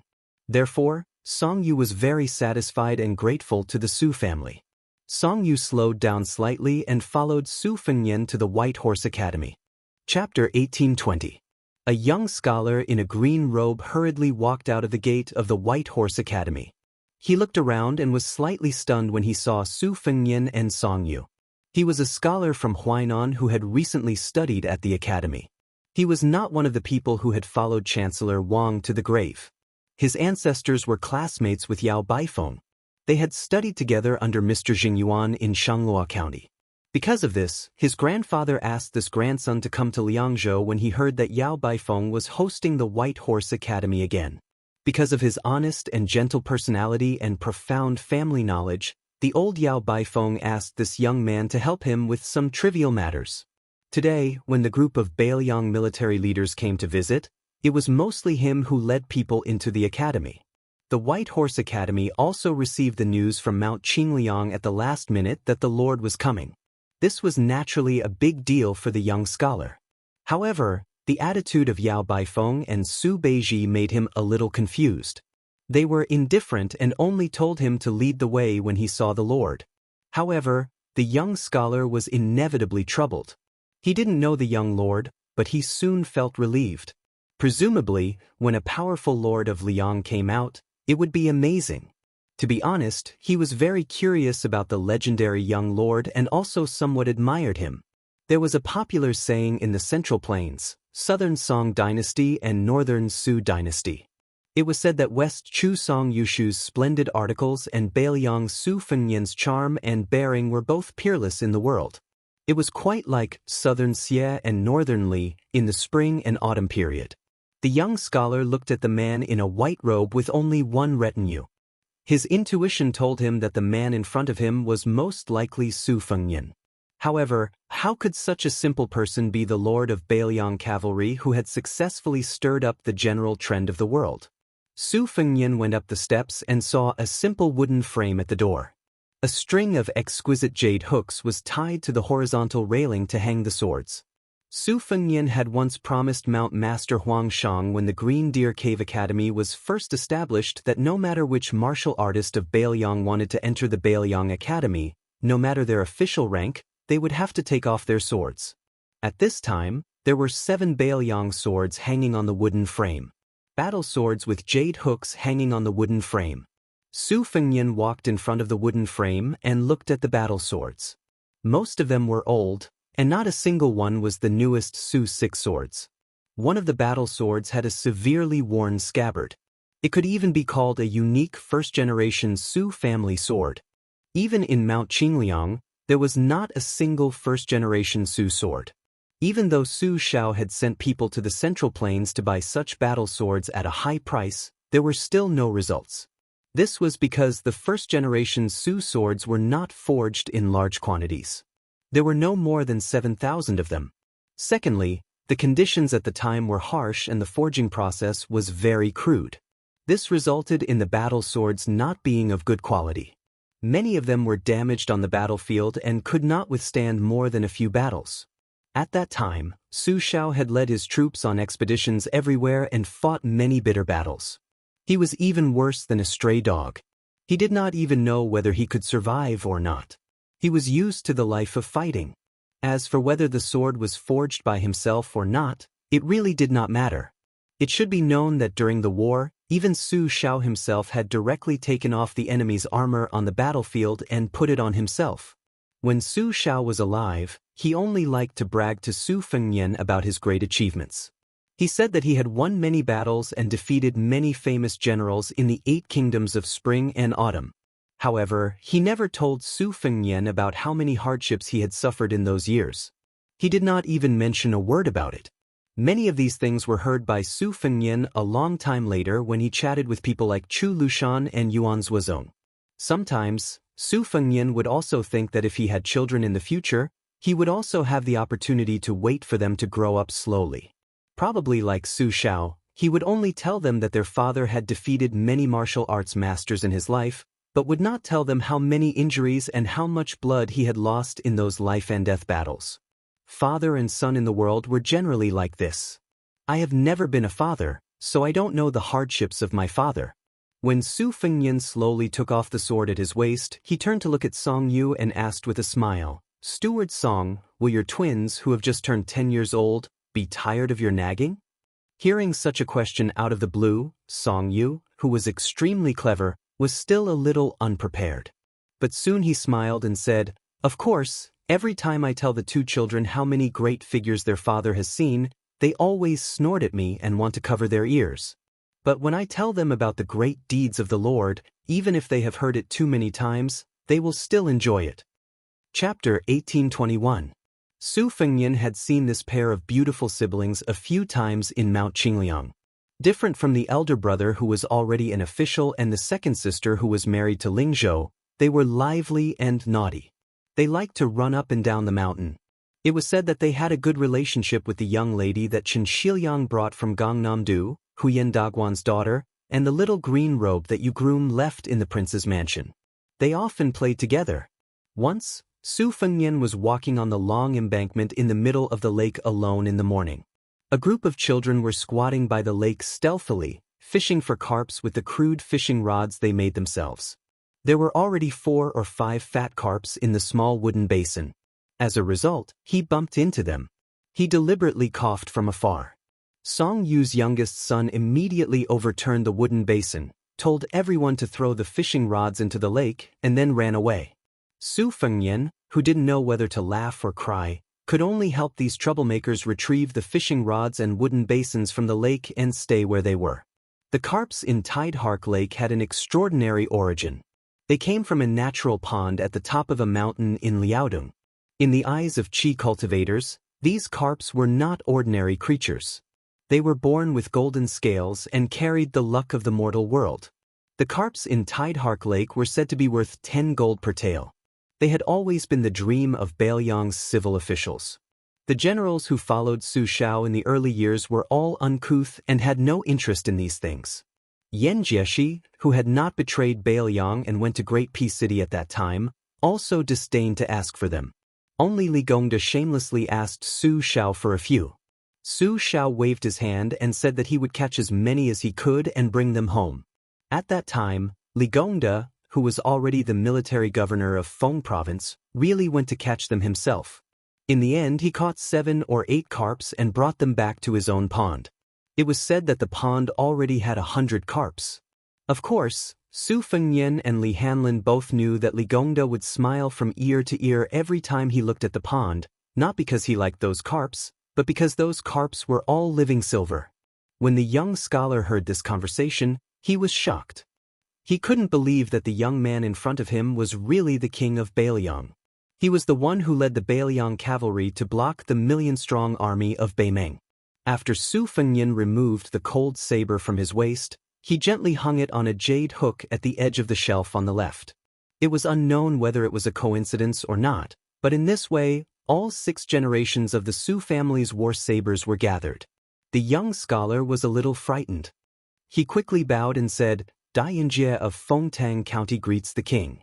Su Fengnian said in surprise, "Fengtang County of Ji Province? Who is Mr. Jiaoan to you? Are you the distant grandson of the Dai family?" Dai Yuanjie was even more surprised. He hadn't expected that a grand vassal king would have heard of his grandfather. Their Dai family had once been a wealthy and influential family of the old northern Han. For the past 300 years, the family's descendants had been ranked according to the 8 characters: indifferent and clear aspiration, tranquil and distant. When it came to Dai Yuanjie's generation, it just happened to be the distant character. However, the Dai family was the same as many other wealthy families of the spring and autumn period. Following the conclusion of that unjust battle, the Dai family had fallen into decline.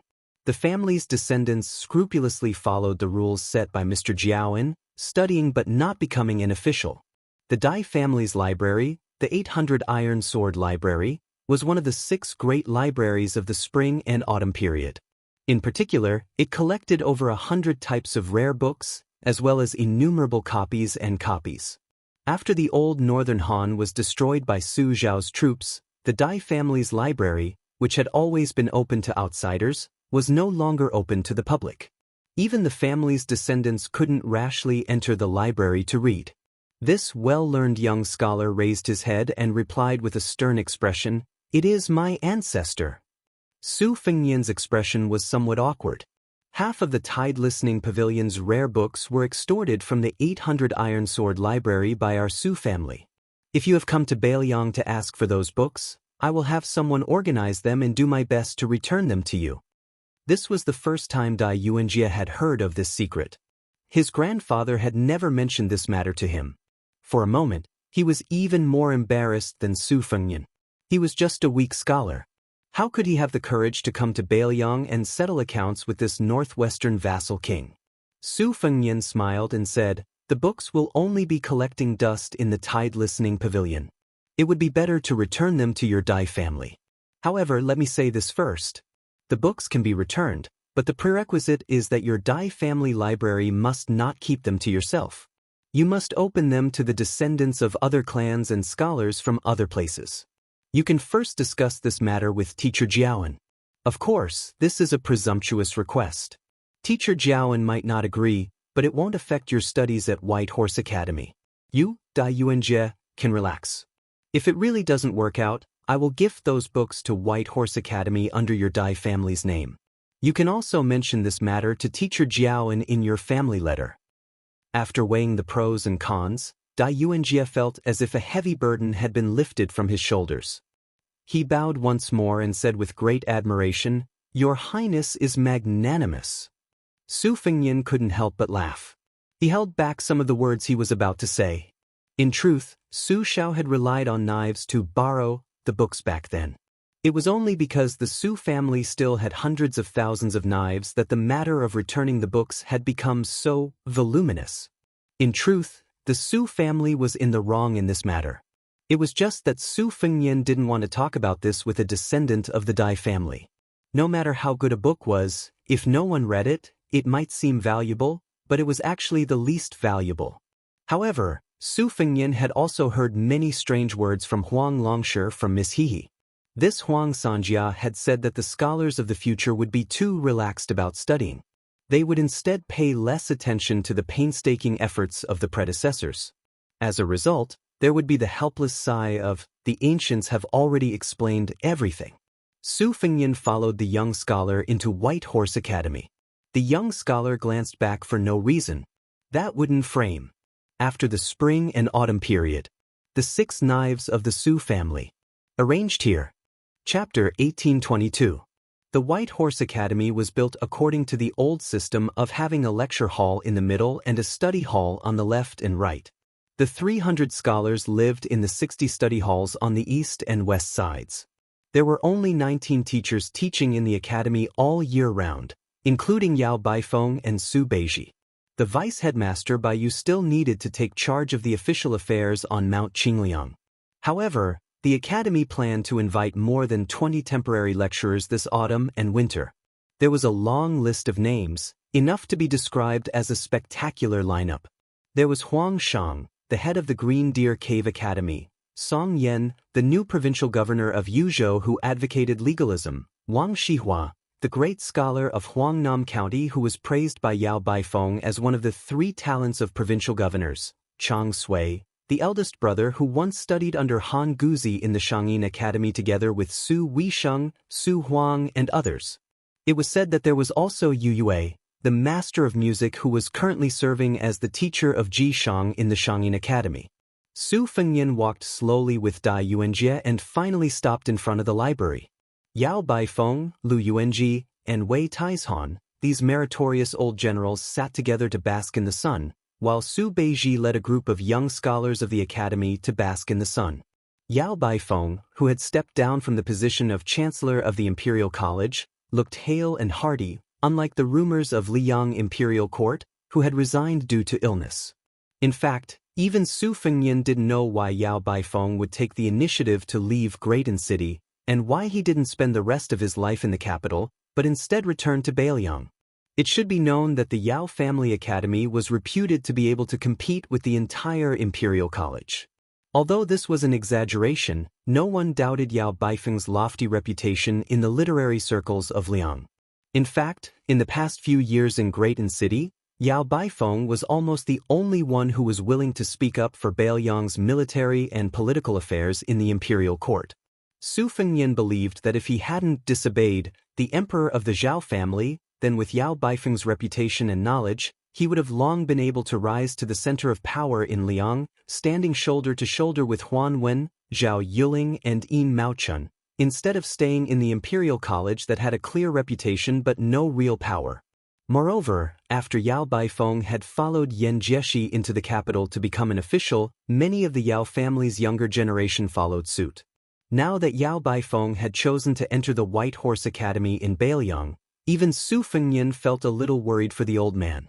So much so that when he was discussing matters with Song Dongming on Mount Qingliang, Su Fengnian suggested that Yao Baifeng could only be a lecturer and not be the dean, in order to help the old man reduce the rumors in the Liang imperial court.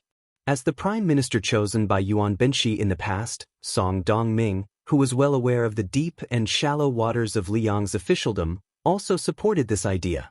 However, in the end, Yao Baifeng still tactfully refused. He jokingly said, "I'm not young, I'd rather be the head of a chicken than the tail of a phoenix." He insisted on personally becoming the head of the academy. Mount Qingliang, or rather, Su Fengnian, couldn't dissuade this venerable scholar, and could only let Yao Baifeng take charge of the White Horse Academy. Seeing Su Fengnian's arrival, Lu Yuanji and Wei Taizhan, the two deputy commanders of the Beiliang frontier army in the early years, did not dare to take advantage of their seniority and immediately stood up to welcome him. This was especially so for Lu Yuanji, who was unaware of the fact that the younger generation of his family had run amok in the countryside. On the eve of Su Fengnian's succession, Lu Yuanji had been scolded by his former colleague, Lin Dofeng, to the nose. Fuming with anger, Lu Yuanji rushed back to his mansion, and the first thing he did was to summon all of his unfilial descendants, who were all respectful in front of him, to the ancestral hall. With an attitude that showed that he was not afraid to kill the wrong person, he made all of the younger generation of the Lu family kneel on the ground and personally whipped each of them 100 times with a leather whip. 7 or 8 people fainted on the spot, dripping with blood. The women of the Lu family outside the ancestral hall were so scared that they did not even dare to cry out loud. When 3 of the 7 stewards of the Tianfu were beaten to death, the study companions of the younger generation of the Lu family all packed up and left. From then on, the Lu family became very strict. Lu Yuanji even closed his door and refused to see any guests. It was not until the commander of the left cavalry, He Zhong, suddenly sent word to him that he and his old men were to return to the frontier army that Lu Yuanji finally showed his face. Otherwise, this old general probably did not plan to have any dealings with his former comrades in this lifetime. These generals of Beiliang, who had experienced the wars of the spring and autumn period, had made great contributions, were unruly and difficult to tame, and refused to be restrained. This was naturally the truth. However, there was one thing that was different from many of the founding heroes of Liang, and that was, they harbored an indescribable and deep-rooted complex toward the Su family, or rather, toward Su Shao. If Yan Zhenchuan, Yang Xinxing, and Ma Leng, these great generals of Liang, helped the old emperor to conquer the Su family's country, then Yan Wenluan, Wei Taizhan, and Lu Yuanji, these valiant generals, followed Su Shao to conquer the Su family's country. The difference of one word was like the difference between heaven and earth. It was very simple. Su Shao shared weal and woe with them, went into battle together, and fought together. There was not only the friendship between a ruler and his subject, but also the brotherhood of fellow soldiers who exchanged their lives for his. In the imperial court, it was difficult to understand, and it was the hardest to see the true heart. On the battlefield, in the moment of life and death, it was the easiest to see one's nature. Before and after the infamous Su Fengnian became the king of Beiliang, undercurrents surged. The original commander of the cavalry, Zhong Hongwu, was killed. In private, it was said that it was not killing the chicken to warn the monkeys, but killing the tiger to warn the wolves. From this, it could be seen how swift and fierce the atmosphere in Beiliang was. When Su Fengnian led the Lingzhou generals as the heir, even if Su Xiao was still alive and controlled the Lingzhou officialdom, there was still that disturbance.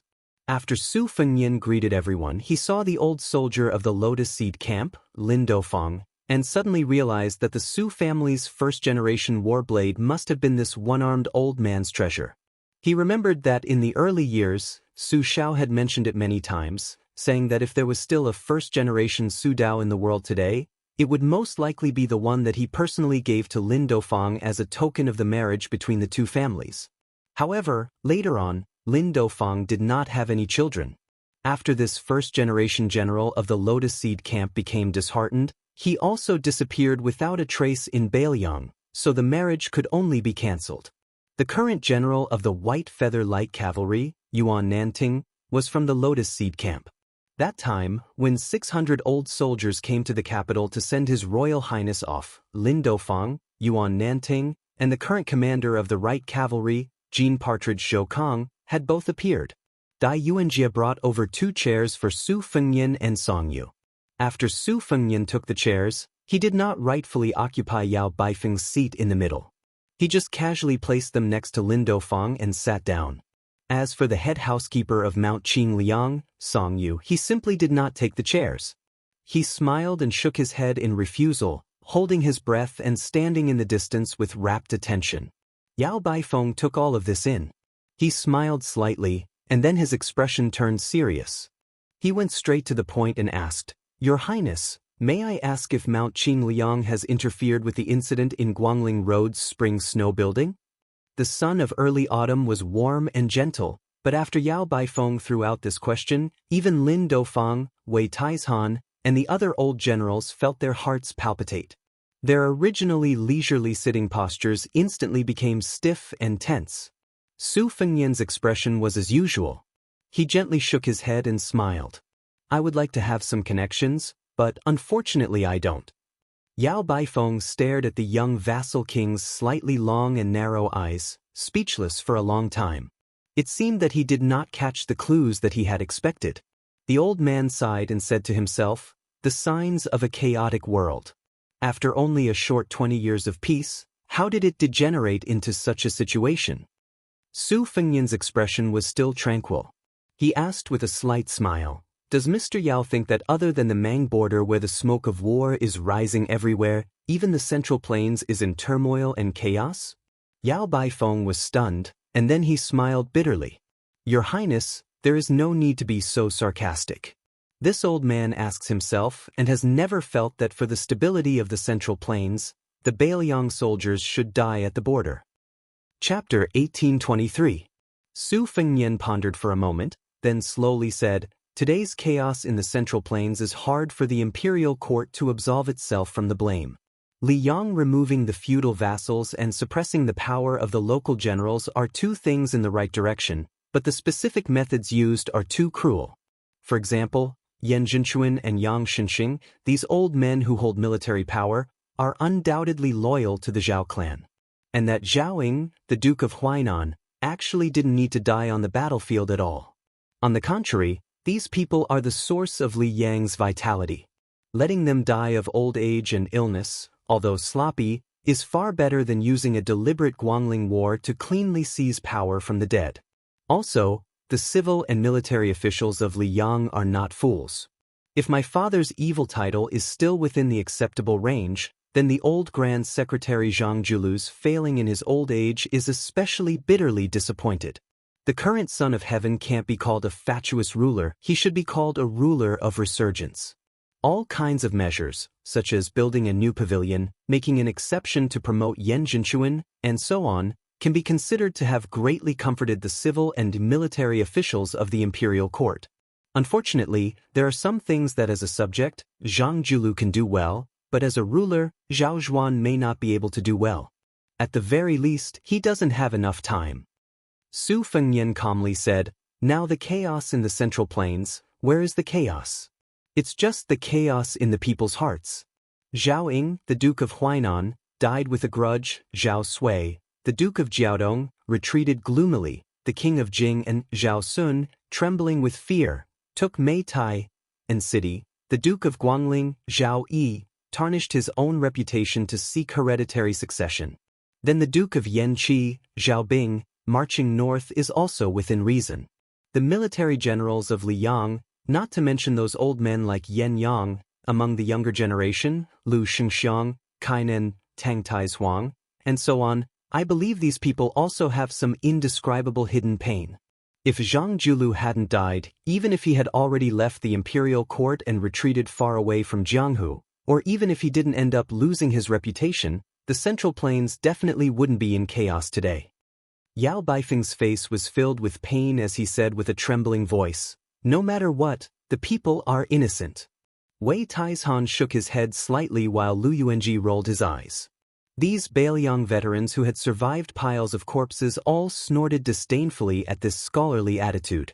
Su Fengnian said calmly, "Ever since the founding of the Great Qin Empire, for the past 800 years, there have been constant wars. Which dynasty's people are not innocent?" Moreover, the teacher's words of "no matter what" were too understated. Even if the Emperor Zhao Zhuan had thousands of excuses, as long as he was still sitting on the dragon throne, this disaster would have to be borne by him. Just like how I, Su Fengnian, blocked the Beimang's horse hooves and didn't allow them to drive straight into the Central Plains, I don't care if the imperial court doesn't care about my good intentions. If I couldn't block them and lost the Second Battle of Liangmang, I wouldn't care if I was cursed in the annals of history or if the people of the Central Plains were to curse me behind my back. Su Beiji, who was crouching not far away and flipping through books to dry them, turned his head and coughed heavily. He said unhappily, "These big words, bullshit, and unlucky words, don't say too much. You, the king of Bailiang, don't care, but I, Su Beiji do. Also, Teacher Yao is the dean of our White Horse Academy, so you'd better be more polite." Su Fengnian was speechless and somewhat deflated. Yao Baifeng laughed loudly and said happily, it's fine. Today, Your Highness is willing to say these unpleasant words. This old man whose neck is buried in the yellow earth is very happy, very happy." Lu Yunji chuckled and said, "Of course. Our prince is a true Bailiang man, an honest man. He's never said the bullshit bureaucratic words of the Liang imperial court." Lin Dofang laughed and scolded, "Your Highness's ancestral home is Jinzhou of Liaodong. Moreover, you weren't born in Bailiang. You, Lu Laosan, have flattered countless times in your life, but you've never been able to show your face." Lu Yuanji wasn't afraid of the heavens or the earth, and he respected and didn't fear General Su Shao. He was only afraid of Lin Dofang, his old brother who had gone through fire and water with him. Otherwise, in the entire Bailiang, only Lin Dofang had rewarded Lu Yuanji with a few punches. If it weren't for Wei Taizhan and the others desperately stopping him, Lu Yuanji would probably have been kicked countless times. Wei Taizhan wanted to say something but stopped. Su Fengnian's eyes were sharp. He said gently, "Old General Wei, if you have something to say, say it." Wei Taizhan gritted his teeth and asked in a low voice, "Your Highness, is our Bailiang really going to rely on those young people? Are we going to leave the 300,000 cavalry and the survival of Bailiang to the war in Liuzhou?" This time, it was Yao Baifeng's turn to cough. He secretly threw a glance at Su Beiji. After all, the scholars of the academy who were drying books nearby were all crooks and honest folk. They had to be careful when dealing with matters at the border. Su Fengnian waved his hand and smiled. "It's fine. Talking about this now won't reveal military matters." Su Fengnian looked straight at Wei Taizhan. "Before Xie Shibian left for Liuzhou, he asked me a question in private. Do you hope that the 300,000 cavalry of Bailiang will all die in battle outside the pass and then wait with a clear conscience and regret for the fall of Bailiang's 4 prefectures? Or should I take a gamble? Maybe I'll bear the infamy of 1,000 years and be scolded as a border protector who doesn't understand military affairs but is greedy for merit and advance rashly, and be regarded as a classic example of an armchair strategist by the historians of the later generations, fighting for a chance of survival for northern Liang?" The group of old generals fell into deep thought. Lin Dufang was the first to come back to his senses. With a serious expression, he said, "If your Highness says so, then I didn't come here in vain. When I go back, I'll drink 2 pounds of green ant wine. I'll put aside my stomach full of curses for now. If I lose, I'll go to Mount Qingliang's steel forest and point at that tombstone. I'll pick up the things in my stomach and curse again. Lu Yuanji said resentfully, Lin Dufang, you're cursing your highness like that? Lin Dufang said fiercely, since you're the king of Bailiang, and you have the world's strongest elite troops, then it's natural for you to win a great battle. In the past, the general even conquered half of the Central Plains. Why can't your highness stop the Beimeng barbarians now? Yao Baifeng's face was filled with disbelief. Was there such a logic in the world? Su Beiji gloated, old General Lin's words are sincere. Wei Taizhan, who had the most peaceful temperament, hurriedly tried to smooth things over. Old Lin, we haven't even drunk yet. Why are you already talking about drunken talk?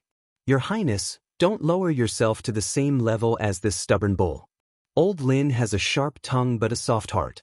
In fact, among us old fellows, when we're not in front of your highness, he's the one who protects your highness the most.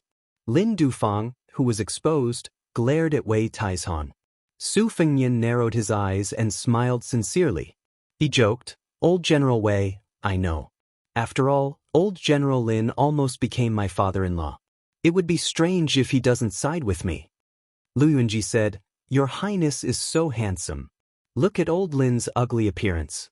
Even if he has a daughter, she's definitely not good enough for your highness.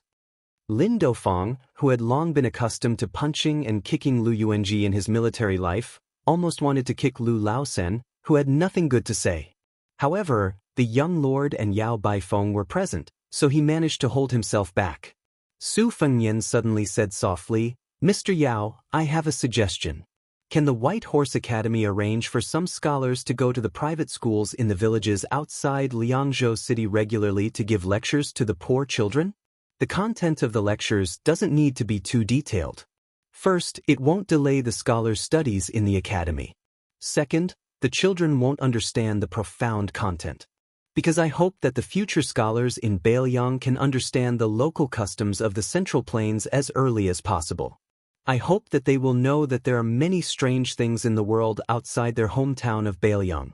I hope that they will have the ambition to read thousands of books and travel thousands of miles. Therefore, the scholars of the academy can give lectures at will. Even if it's just casually telling the children about the local food of the Central Plains, it will be fine. Su Fengnian was silent for a moment and said tentatively, maybe it's a little overkill. If the scholars of the academy are not willing to do it, I can give the Tide Listening Pavilion's collection of books as a reward for the lectures. As soon as the words came out, Yao Baifeng was in a daze and didn't say anything for a long time. In the open space in front of the library, the young scholars helping to dry the books in the autumn sunshine might not be able to hear the content of the conversation, but everyone could see the scene. An old scholar sat at the head of the table with a clear conscience. The generals of Bailiang who had killed countless people sat on his left and right. A king who had the power of 300,000 cavalrymen sat quietly on the edge. Then the young people saw another scene. The Confucian grandmaster who had students all over the world slowly stood up and bowed respectfully to the young king. He lowered his head with tears in his eyes and said in a trembling voice, I, Yao Baifeng from the White Horse Academy, greet the king of Bailiang on behalf of all the scholars of Bailiang. Chapter 1824. Today, since the opening of the Great Peace City Spiritual Cultivation Hall, it welcomed a small court meeting with the most people.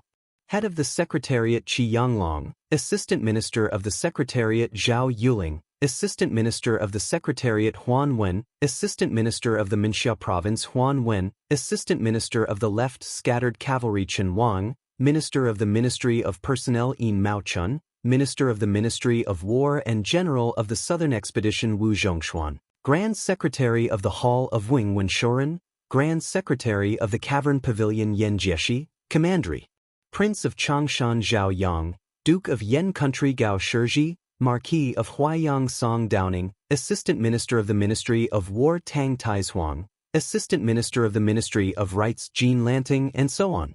The former Qingzhou General Hong Lingshu, who had been transferred to the capital to receive the title of General Pacifying the South, the current Jidushi Kainan of the two Huaidao, the administrator Han Lin, and Lu Xianxiang and Su Gong, who had gone to Jizhou to take charge of the northern border defense, were all unfamiliar faces.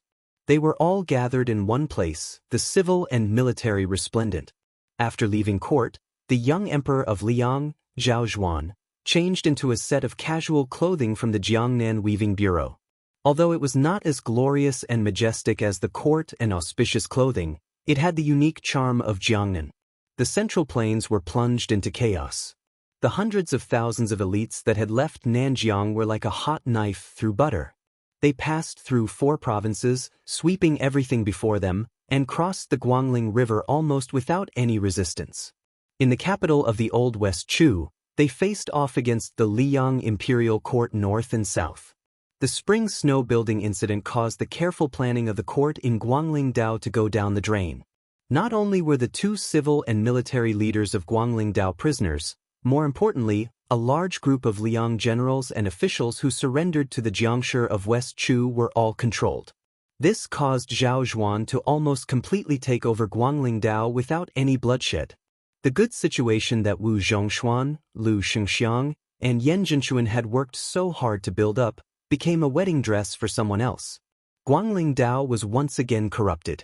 It could even be said that in one night, Zhao Zhuan almost owned half of the country. It was just that whether it was the morning court at the Wuying Hall or the small court meeting at the Recuperation Hall, the young emperor was not as flustered and exasperated as the Liang officials imagined. Not only was he calm and composed, he even did his best to conceal it and still revealed an appearance of eagerness.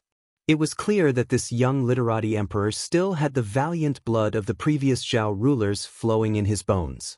At this time, the Zhao clan's emperor had in his hands an edict issued by a traitor to the world. The content was treacherous, listing the various crimes that he, the new Liang ruler, had committed after ascending the throne, including nepotism, unfair rewards and punishments, using traitorous officials, and internal strife within the Zhao clan. There were a total of 10 major crimes. The young emperor gently put down the edict and raised his head with a smile. It is said that this item is the work of that Song clan's eldest grandson? Northern Su, Southern Song, and Southern Song clan descendant Song Yushu. His literary talent was outstanding, and even the great Peace City officials had long heard of him. Tantanon, who had once personally praised Song Yushu, shot a glance at the inscribed board in the Recuperation Hall. Then he opened his mouth and said with a smile, "This kid can only write this kind of article full of hostility in the hands of an ordinary man like Zhao Bing. It is a pity that he is an unpolished piece of jade."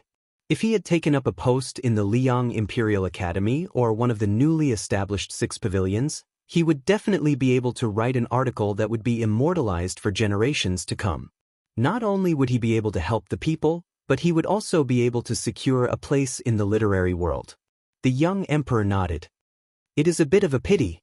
Not long ago, I promised Attendant Yen that I would definitely recommend this Song clan jade tree born in Jiangnan's scholarly circles. I reckon it will be delayed for a while." The Attendant Yen that the emperor spoke of was, of course, the new noble of the Imperial Academy, Yen Qiji.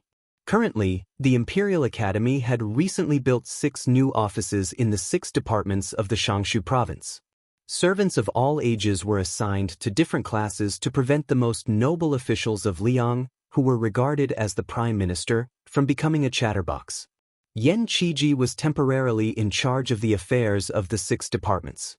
Although he did not have the title of an official, his path of advancement was already very clear. Compared to the first 3 who had taken up posts in the 6 departments, Li Jifu, Gao Tingshu, and Wu Zongxian, Yen Qiji was already showing signs of gaining the upper hand after striking. And the words of the young emperor revealed too many things that were worth thinking about. Other than the obvious intimacy he showed to his brother-in-law, Yen Qiji, the fate of the Guangling Path's Song clan seemed to have been decided at this moment. Since it was only delayed, then the Song clan, who had first joined the remnants of the Jiang clan and then joined the rebel lords, would still be able to escape after the rebellion was quelled due to the presence of Song Yushu, a young talent in the emperor's heart. Their path to promotion in Liang's officialdom would not be blocked and cut off.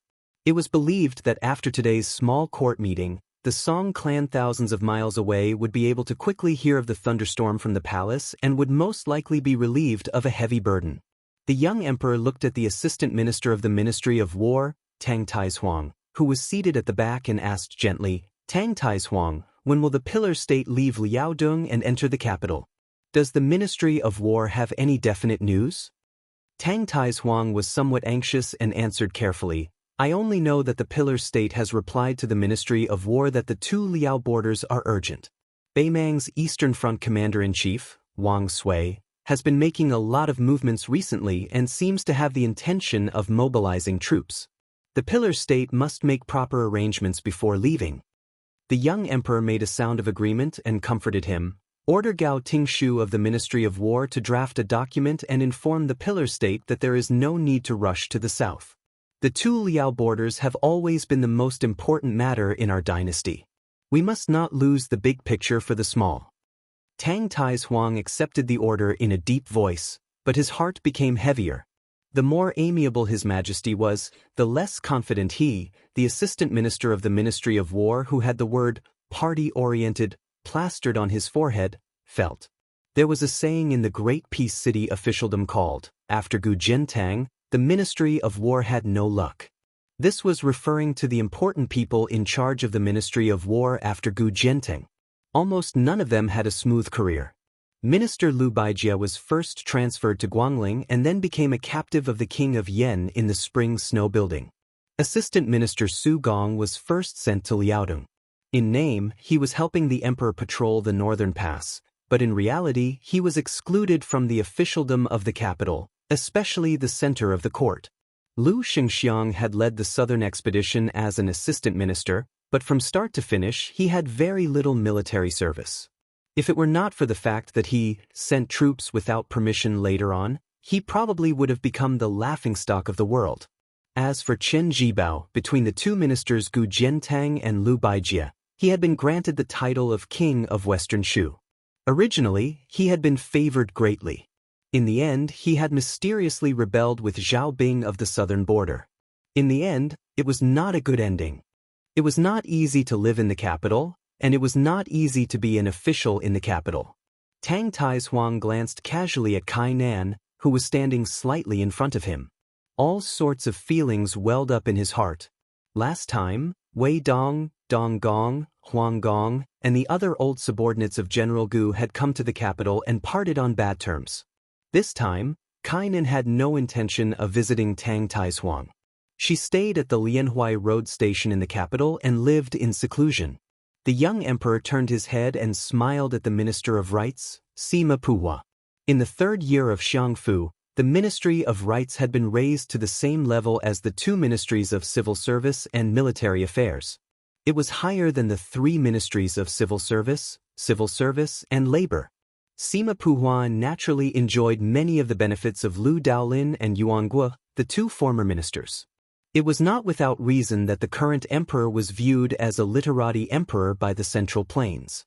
Although he did not necessarily look down on military officials, it was clear that he valued civil officials. The relocation of the Hanlin Academy and the elevation of the Ministry of Rights were clear evidence. The young emperor looked at the high official of the Ministry of Rights and said earnestly, "The examination will be held at the beginning of spring next year. The Ministry of Rights has an unshirkable responsibility. Have you decided on the candidates for the position of president and vice president?" This time, the scale of the spring imperial examination has expanded greatly. The number of scholars is unprecedentedly large. Minister Sima, you still need to provide a detailed constitution as soon as possible. Other than the fact that I will personally look through it, the Ministry of Rights might as well hand the constitution over to Tantanon, Minister Yin, and the other seniors who have presided over the spring imperial examination many times. The old man, who was probably the most hopeless among all the ministers of the Ministry of Rights in Liang, said in fear and trepidation, "Your Majesty, the spring imperial examination that is held once every 3 years is related to the continuation of our dynasty's cultural heritage.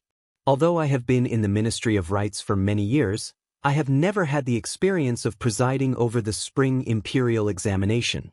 Moreover, in terms of experience, I admit that I am far inferior to Tantanon and Minister Yin in terms of familiarity with the operation of the spring imperial examination. In terms of knowledge, I am even inferior to the head of the Hall of Governmental Affairs and Grand Secretary Wen. In terms of ability, I am also inferior to Chen Xiaobao and Minister Yan, who are young talents in their prime.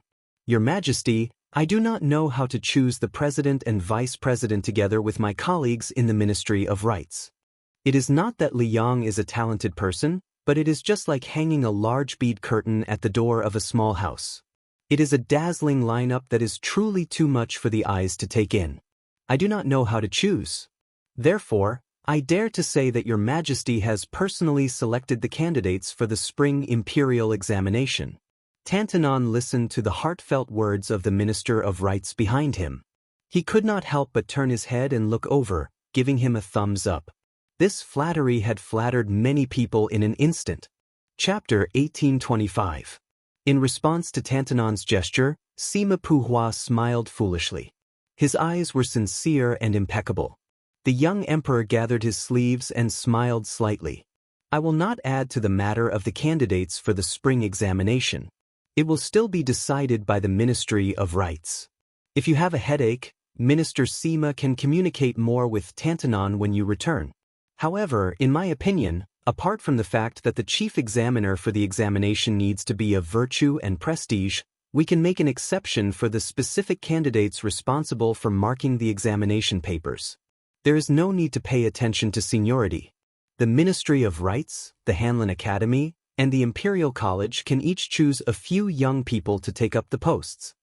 Sima Puhua, whose face was full of admiration, quickly bowed and said, "Your Majesty is wise."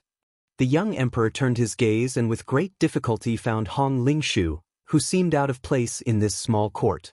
After all, Hong Lingshu was an official who had just entered the capital from a local area. Hong Lingshu was also one of the leaders of the Green Party. The Green Party had many ups and downs during the reign of Yonghui, especially after Lu Feiqi of the Pillar of Shanghua chose to marry into the Su family of Bailiang. The Lu family moved to the northwest, causing all the officials in Qingzhou to feel insecure.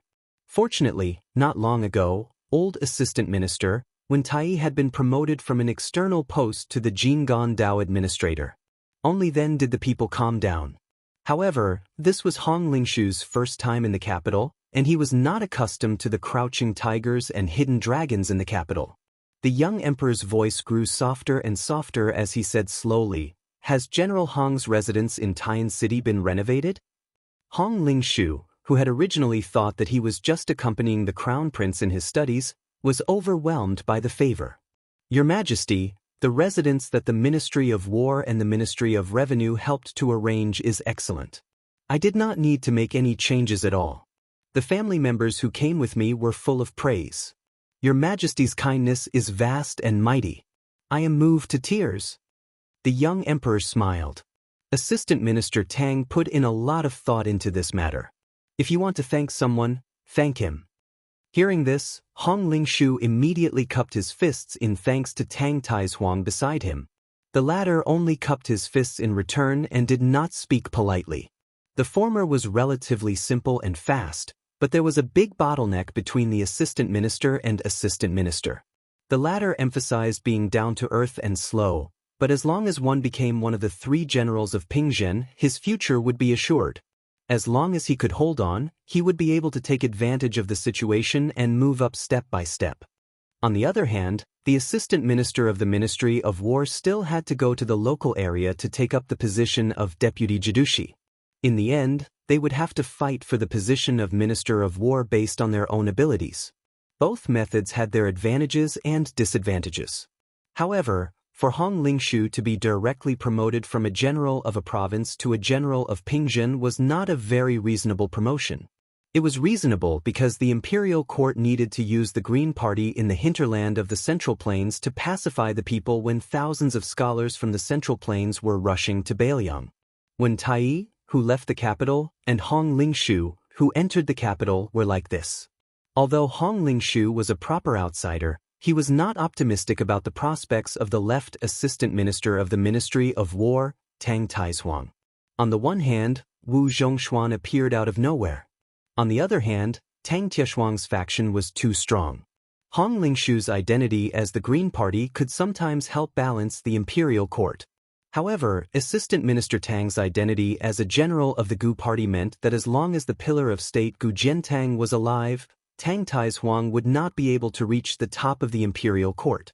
The imperial court could tolerate a pillar of state who led the military of 2 Liao provinces to live under the same roof as a General Tang who led the iron cavalry of Liaodong. However, they would never allow a minister of state Tang to work together with General Gu. Hong Lingshu would not be grateful just because Tang Taihuang had spent a lot of effort on his residence but kept it a secret. However, the emperor seemed to casually reveal it in public. Hong Lingshu had to think about it carefully. The young emperor picked up the imperial edict again. His expression became serious.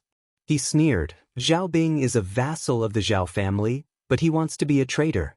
I can tolerate the Guangling Path rebellion. I can tolerate the civil and military officials who defected to the Jiang family of West Chu.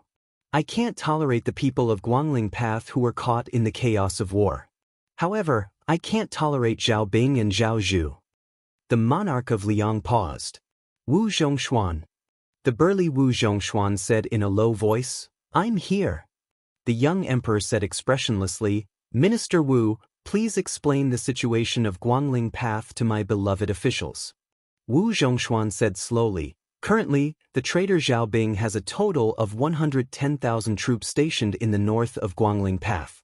In the following half a year, there will be at least 40,000 Nanjiang barbarians entering the north of Guangling River. The traitor Chen Zhibao, excluding the 20,000 Shu troops, will have 30,000 Shu troops rushing to Guangling Path. In addition to the original Jinan General Song Li and the original Jizhou General Yuan Tingshan, as well as the newly absorbed remnants of the West Chu rebels, by the end of the 4th year of Xiangfu, the number of rebels will reach 260,000. Currently, the imperial court only has 120,000 soldiers guarding Guangling Path. Although the rebellion of the 2 kings had already made Great Peace City feel uneasy, when Wu Zhongshuan directly stated the number of troops on both sides, even when Shoren, an important official in the central government, felt fear. Furthermore, the older officials all knew the ability of the Yan King Zhao Bing. He was a martial artist who had once fought side by side with a certain cripple Rintu. There was also another matter that was understood. Beside the Yan King Zhao Bing stood a Chen Zhibao, a white-robed war saint who controlled all the soldiers of West Chu. Changshan Commandery Prince Zhao Yang, Yan Country Duke Gao Shizhi, and Huayang Marquis Song Downing, these 3 martial artists who had also experienced the fires of war in the spring and autumn period were all worried. Zhao Yang was one of the top 10 generals in the spring and autumn period.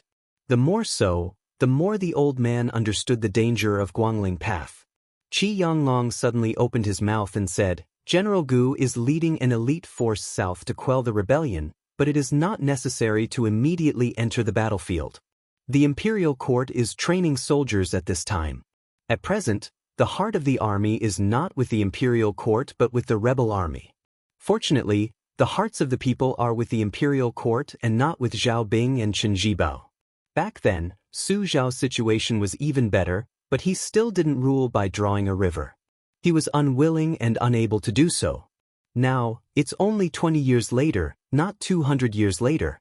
The ambitious Zhao and Chen vassal kings are just continuing the game of chess that has already been decided 20 years ago, as long as... At this point, the head of the secretariat suddenly fell silent. Tantanon continued, "As long as the Bailiang cavalry does not rebel and continue to hold back the pace of Beimang's invasion to the south, allowing Gu Jiantang to have time to go south to quell the rebellion, the Zhao and Qin kings will be short-lived." For some reason, this, as long as, caused many of the nobles and officials in the Cultivation Divine Hall to feel a strange meaning. If Bailiang was not willing to fight to the death with Beimang and abandon the northwest, retreated 1,000 li south, and then conspired with the Yan King Zhao Bing on the central plains, what would the imperial court do? It should be known that after when Tai and Ma Zhongxian, the Jidushi and administrator, arrived at Jingan Road, the matter of the grain entering the cold as expected was bumpy and slow. Who would have thought that 20 years of peace and prosperity would be turned upside down overnight? It turned out. Unknowingly, the length of the Liang kingdom was once again tied to a person surnamed Su. This truth made most of the people in the Cultivation Divine Hall feel extremely humiliated. For example, the head of the 12 scholars Wenshoren, the imperial relative Yen Jieshi, the assistant minister of the Ministry of Rites Jean Lanting, and others. There was an extremely vulgar saying in the countryside of Liang. Without Butcher Zhang, could it be that you can't eat pork? Now it seemed that it was really possible.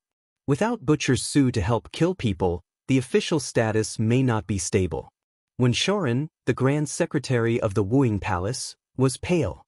Yen Jieshi, who looked down on His Royal Highness for many years, was gloomy. Jean Lanting was even more livid.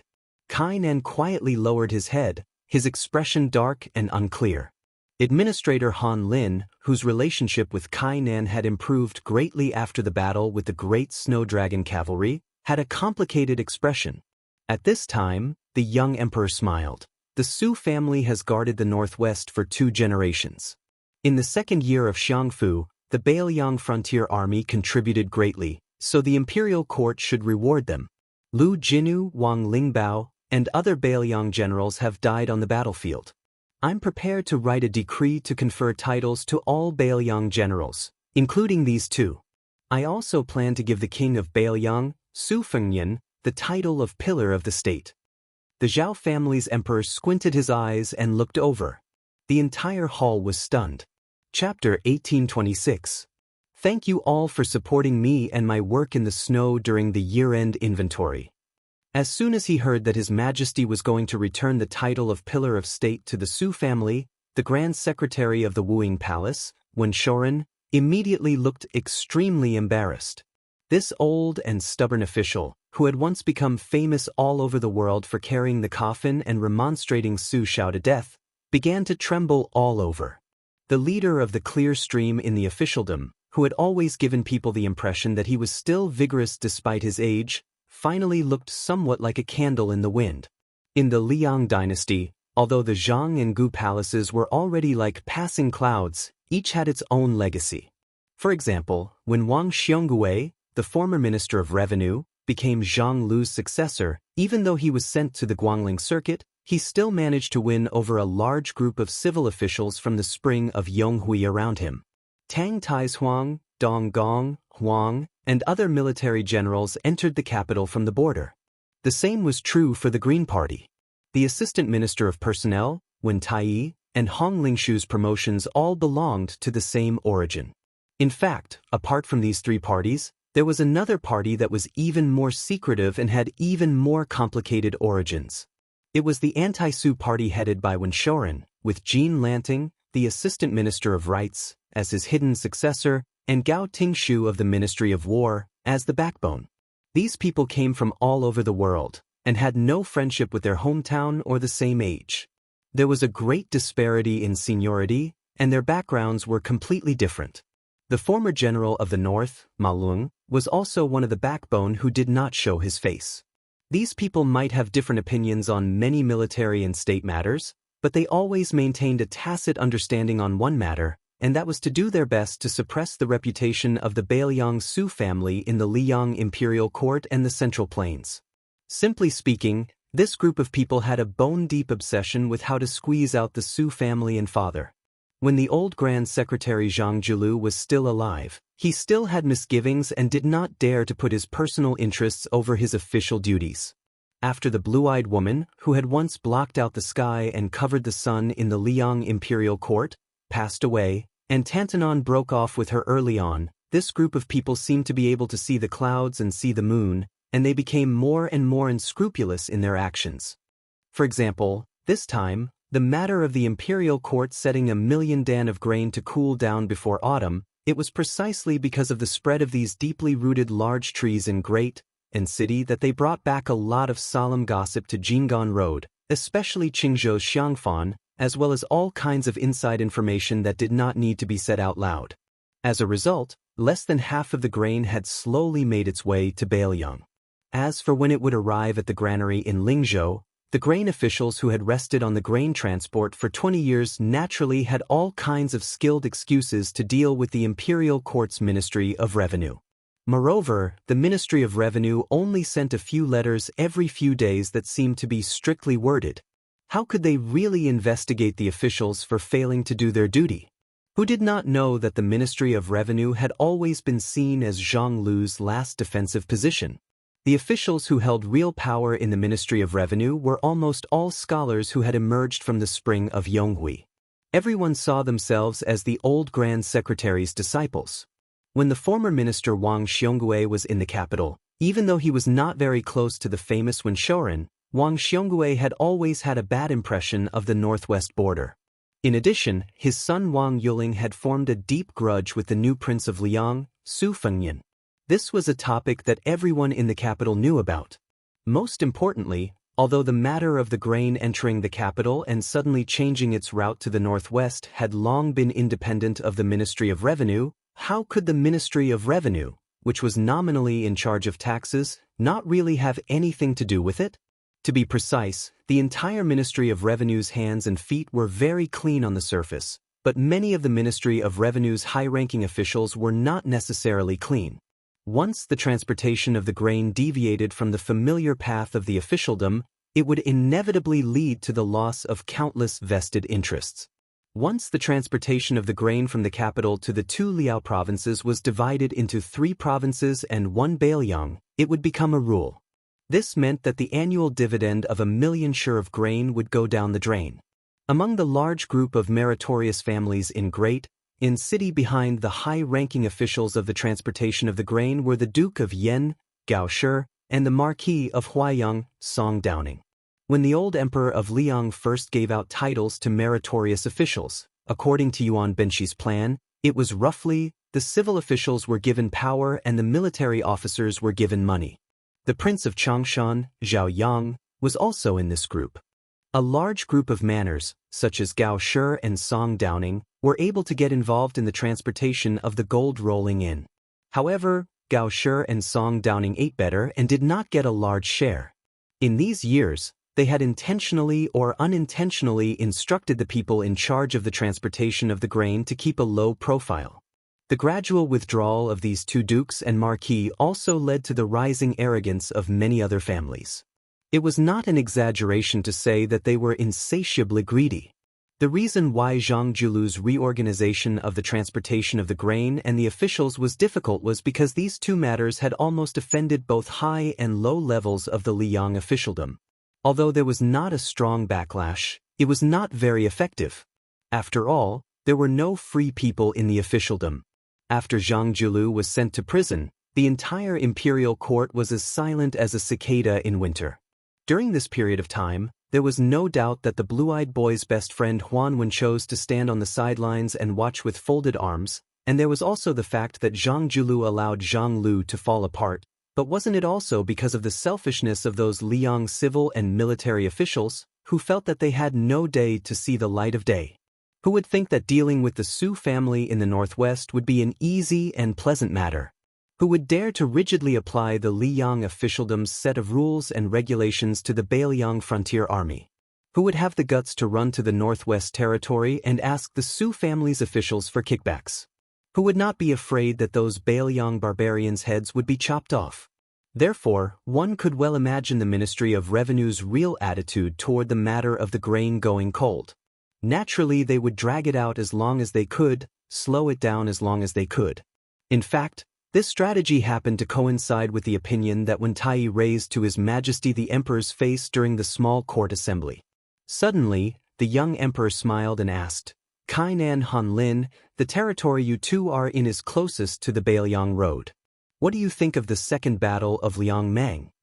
Moreover, in the first battle, Northern Liang's first-rate elite cavalry suffered very few casualties.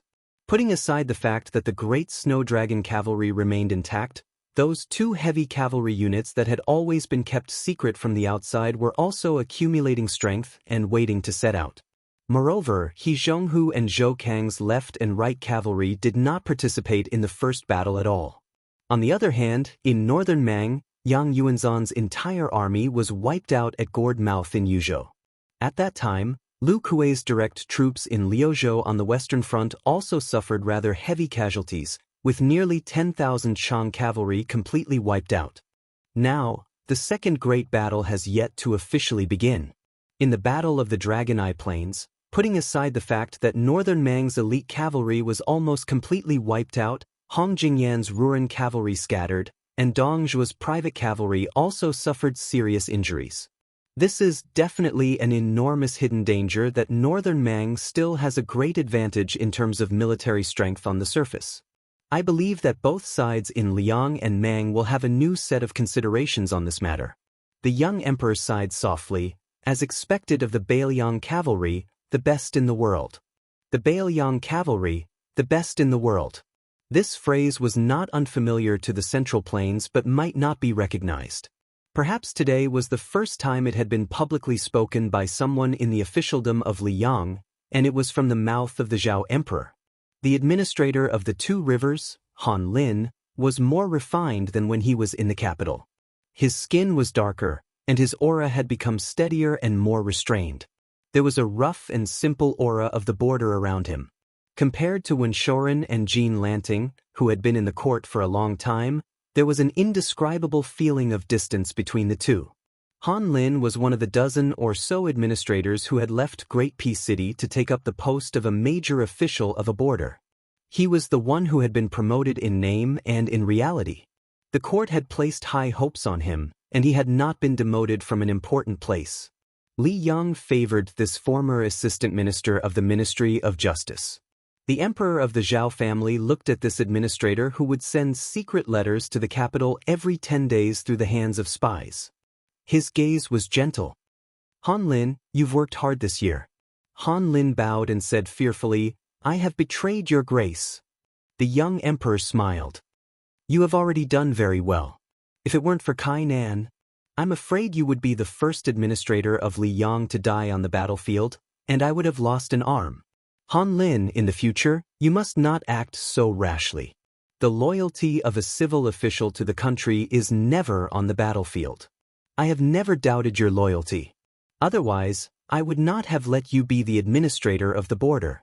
Other than Tang Taizhuang, who had the title of minister in name, Wu Zhongshuan, who was not familiar with the affairs of the Yamen and was temporarily still the most powerful person in the Ministry of War, all the civil officials in the Hall of Cultivation were confused. Even Zhao Yang, Gao Shi, and Song Downing, who had gradually walked from behind the scenes to the front and regained control of the military power, did not understand why the emperor said this. However, for Han Lin to be able to receive such a direct verbal praise, it meant that this person was destined to return to the central government in the future. Perhaps he could even successfully control one of the 3 provinces.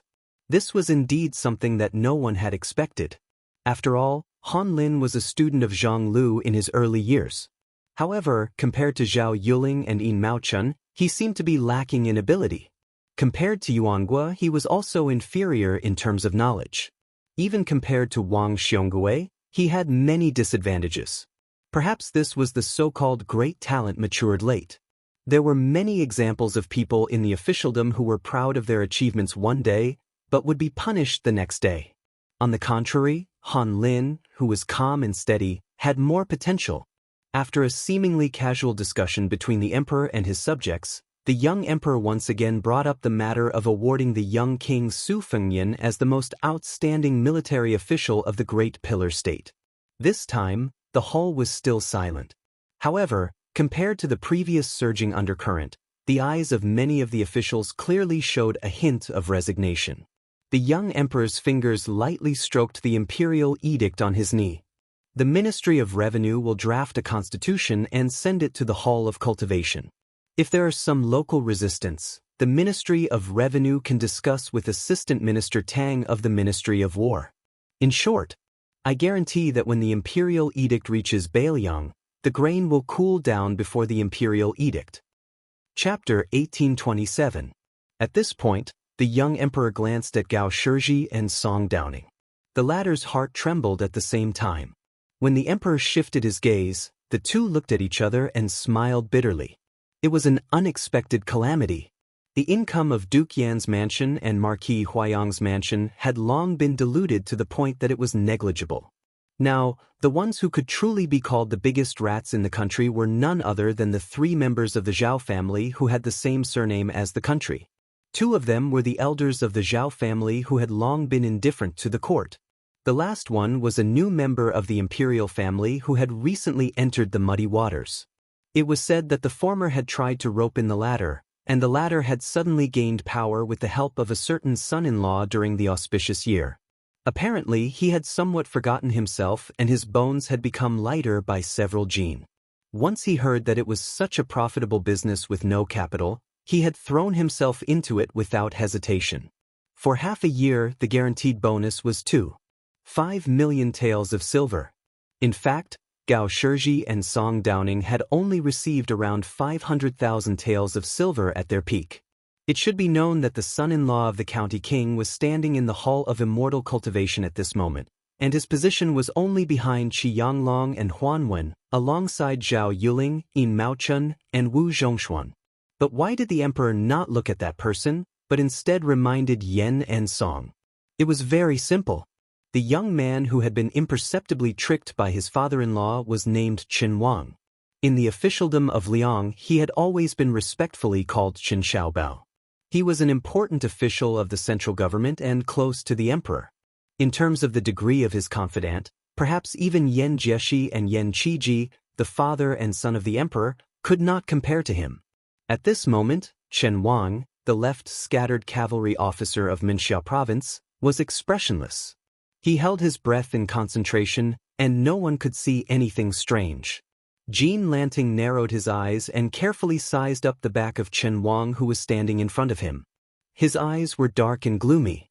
The Grand Secretary of the Hall of Wuing, Wen Shoren, was not at ease in today's small court meeting. As the Assistant Minister of the Ministry of Rights who aspired to take control of the Liang literature vein, he was also greatly disappointed. Earlier, the emperor had mentioned that the chief examiner of the spring examination would be someone of virtue and prestige. This meant that Jin San Lang, who had little experience in the officialdom, had actually already missed the great opportunity to use the spring examination to become the common teacher of all the scholars in the world. During the Yonghui era, when Zhang Julu and Tantanan, 2 people jointly controlled the imperial examination, why did everybody like to call themselves Zhang Julu's disciple, Grand Secretary Wanqing? It was not only because Zhang Julu's official position was higher than Huan Wen's, nor was it because of the difference between the positions of president and vice president. The key was that in the end, Huan Wen was only responsible for dividing the rooms and marking the examination papers. Even if the person was personally selected by Huan Wen, he still had to be approved by Zhang Julu. Jean Lanting originally thought that after Qi Yanglong clearly stated that he would not participate in the spring examination and Yao Baifeng took the initiative to pack up and leave the Imperial College, he would be able to obtain one of the 3 positions of president and vice president. As for whether or not he could take over the position of chief examiner, it was not that Jean Lanting did not covet it. However, he did not expect that in the end it would be such a bleak situation. The small court meeting that followed was mainly to discuss the deployment of troops from Guangling Road. Lu Xianxiang emerged as the biggest winner. The assistant minister of the Ministry of War, Su Gong, remained in Jizhou, while Lu Xianxiang became the general of the southern expedition. Compared to last time when he was restricted everywhere, this time the emperor not only personally gave Lu Xianxiang the power to do whatever he wanted, half of the Ministry of War and the entire capital's military strength leaned towards him. He also had the power to control the 14 provinces of the Central Plains, including Jing and Road. In addition, he casually said, "When a general is outside, the emperor's orders cannot be taken." In this way, Lu Xianxiang seemed to have leapt to a position above a jidushi. After stepping out of the Yangshan temple today, he almost controlled half of the Liang dynasty's military forces. Wu Zhongshuan's expression was calm, but even an idiot knew that this minister of war from a barbaric land was probably cursing in his heart. After the small court meeting ended, the young emperor looked tired and did not keep any of the officials to continue the discussion alone. These officials, who could be called the pillars of Liang, all left in a line. Lu Xianxia, who was the laughingstock of the capital's officialdom just a day ago, was surrounded by endless congratulatory voices. Gao Shizhi and Song Downing still walked together without any suspense. However, Chen Wang, who had not interacted much with them, suddenly came to their side. He did not say anything, only smiled apologetically. Everything was understood without words. Gao Shizhi and Song Downing waited for Qin Xiaobao to leave. They looked at each other and smiled, without the bitterness in the Yangshan temple. When dealing with smart people, it was more reassuring to know when to stop than to speak with certainty. To be an official in the same court as a scholar like Chen Wang, no matter how high his position was, it was a comfortable and pleasing thing to the eye. It was hard to dislike him. Gao Shizhi joked, to have such an old father-in-law who only knows how to drag him down, it really is hard on our Qin Xiaobao. Song Downing stared and said softly, the palace is an important place, you don't even know the words careful? How are you any better? Gao Shizhi laughed it off. At this moment, Changshan Commandery Prince Zhao Yang suddenly shouted, startling Wen Shoren and the other officials. They looked up and saw a child of 7 or 8 years old appear at the corner. The officials who were familiar with the Changshan Commandery Prince's mansion all recognized the identity of the child. He was Zhao Yang's eldest grandson. Now he was studying in the diligent room in the palace where the Zhao family's descendants gathered. All the children of Liang's vassals were proud to enter the diligent room. The Yangshan temple was located at the intersection of the outer court and the inner court. It was also a top military important place. Logically speaking, even if the grandson of Changshan Commandery Prince was playful and lost, he should not appear in front of everyone. The rule of killing anyone who approached the Yangshan temple for no reason was not just for show. It was no wonder that Zhao Yang was so angry. The old man who had been in the officialdom all his life was really scared. The child studying in the diligent room was so scared by his grandfather that his face turned pale. His little face was wrinkled and he looked pitiful as if he wanted to cry but did not dare to. But soon, a young man in white appeared beside the child. His eyes were closed and his face was calm. He smiled slightly and reached out to touch the child's head. Then he looked at Changshan Commandery Prince Zhao Yang and said, "Don't be angry, old Commandery Prince. I asked Zhao Yuan to help lead the way. I have already talked to the ceremony directorate before. I did not cross the palace's rules." The old Commandery Prince was stunned and could not figure out the reason. After thinking for a long time, he remembered that his grandson had said not long ago that there was a blind chief teacher in the diligent room whose surname was Lu. He was very knowledgeable and knew everything about astronomy and geography. He had a very good temper and never beat people. At that time, the old Commandery Prince was puzzled that a blind man could be one of the chief teachers in the diligent room. Although Liang was not the great Feng dynasty where even officials had to be judged by their appearance, it was still not normal for a blind man to be an official. There was no harm in him being a strategist in the local area. Later, the old Commandery Prince asked around and found out that this blind scholar had once been a strategist by the side of the king of Jing and Zhao Sun. During the last years of Yonghui's reign, he had prepared the influential 4 digs and 13 strategies for the Jing and palace. Later, for some reason, he had taken root in Tai and city. Zhao Yang snorted disdainfully at this. He guessed that this blind scholar was just another scholar like Jean Lanting who swayed with the wind. After the old Commandery Prince heard the explanation of the young man who was the diligent room's chief teacher, he still harumphed coldly with a straight face. He said to his grandson in a bad mood, "What are you wandering around for? Go back to study." The child, who was as scared of the old Commandery Prince as his father, unexpectedly did not listen to the military order this time. He gritted his teeth and said in a trembling voice, "Grandfather, I still have to lead the way for Mr. Lu. Mr. told us that the last 10 miles is the most difficult to walk. The last 10 miles is the best way to see a person's innate character. I've only walked half of it." The old Commandery Prince, who was used to the obedience of everyone in the Commandery Prince, was instantly enraged. The power that he had accumulated from half his life in the military exploded. "Little brat, half your uncle. You dare to reason with me? If you have the ability, then don't go back to the Commandery Prince Changshan's manor today. Go sleep on the street outside the gate. The blind young man smiled slightly and said, Don't scholars study so that they can understand etiquette and act according to reason? Why can't you reason with your elders? The amiable and diligent room's chief teacher was a stark contrast to the ruthless commandery prince of Zhao. Even many of the Liyang officials walking at the front couldn't help but stop and turn around to look. They were all waiting to see what would happen. The old commandery prince glanced at the young man who had no hair on his mouth. He was too lazy to say anything. Then he continued to glare fiercely at the child. Are you rebelling? How many meals of scabbard do you want to eat tonight? Hm. Most of the high officials and nobles of Great Peace City had heard of the matter of scabbard rice. It was the trump card that the old commandery prince Zhao Yang used to discipline the children of his family. In reality, even the Duke of Yen and the Marquis of Huaiyang, who lived close to the old commandery Prince Fu, had been hit by Zhao Yang's scabbard when they were young. He had said that their elders could not discipline them well, so he would discipline them for them. It was a small matter, so there was no need to thank him. Hearing the words, scabbard rice, the child's legs trembled even more. The young man crouched down and whispered a few words to the child. The latter nodded furiously and ran away from the trouble. Then the blind scholar from Qingzhou stood and said with a smile, It is true that the rod produces the filial son.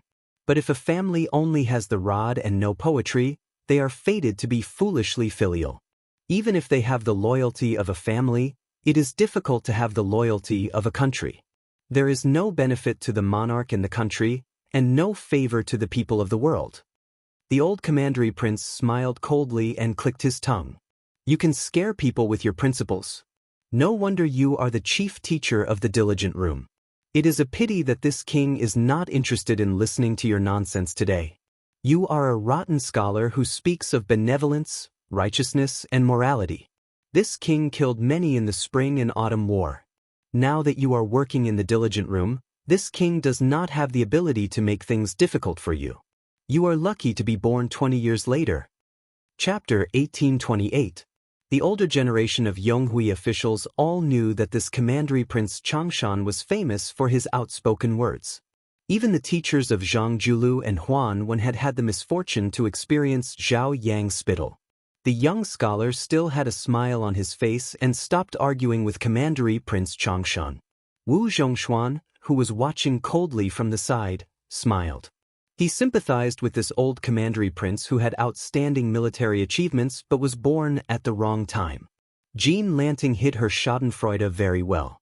The former arrogant scholar of Imperial College Sun Yin, the current young phoenix of Hanlin Academy Song Kelly, the 10th level chess Saint Fan Zhangho, and the white-robed poor scholar Lu Su, who had appeared out of nowhere, were all viewed by the assistant minister of the Ministry of Rights as serious problems in the future officialdom. Qi Yanglong, Huan Wen, and Qin Wang all frowned at the same time. Especially Qin Xiaobao, who had become the welcoming autumn official again this year, had a rare angry look on his face. During this period, only one person was truly frightened, and that was the former general of Qingzhou, Hong Lingshu. Back then, the Lu family of Qingzhou had suffered an unexpected disaster. Only a young man, who had stabbed himself in the eyes, was lucky enough to survive because his official career was destined to be cut off. Later, it was said that he gambled chess in Yongzi Alley and worked as a musician in a brothel. He relied on these two lowly jobs to make a living.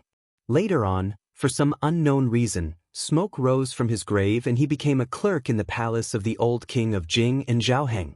Then, he became the chief strategist of the new king of Jing and Zhao Sun. However, the Lu family's tragedy was never overturned. Some worried people who were involved in the tragedy had probed the Jing'an palace several times, but they did not get an answer. In the past, Hong Lingshu did not pay much attention to this. Firstly, he and the Hong family did not participate in the tragedy. If they did, they would have eliminated the root of the problem long ago. Even a blind young man would not be left alive. Secondly, at that time, he was the general of Qingzhou who had held military power for many years. The small Lu family was like an ant. If Lu Su wanted to make things difficult for his enemies, it was tantamount to challenging the entire Green Party, who was used to huddling together for warmth. The two generations of kings of Jing and Palace did not help the Lu family. Most likely, it was because of this concern. A young strategist with no roots or the entire Green Party, who was more important, compared to the entire Green Party. It was obvious who was more important.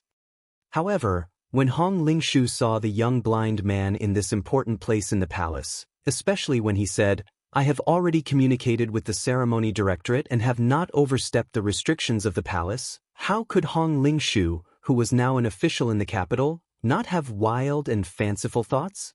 This blind man had suddenly become the teacher of a large group of Great Peace City's top nobles. If he harbored resentment and could not let go of the entire Green Party, to the point of taking his anger out on him, Hong Lingshu, the general of Liangping, perhaps it would be difficult for him to cause too much trouble. However, in the end, it was definitely not a good thing. If Hong Lingshu had not entered the capital and remained in Qingzhou, far away from the emperor, and continued to be a third-rank general, then perhaps Hong Lingshu would have had hidden worries for the future, but he definitely would not have been as frightened as he was now. Hong Lingshu sighed in the depths of his heart. In the end, it was because the Green Party lacked a voice in the court at the intersection of Yonghui and Xiangfu. Furthermore, Hong Lingshu was not as deeply rooted in the capital as Wen Tai. If it had been the old assistant minister of the Ministry of Appointments, Wen Tai, who was more deeply implicated in the Lu family's tragedy, even if he were to face this young blind man face to face, he would not be so uneasy.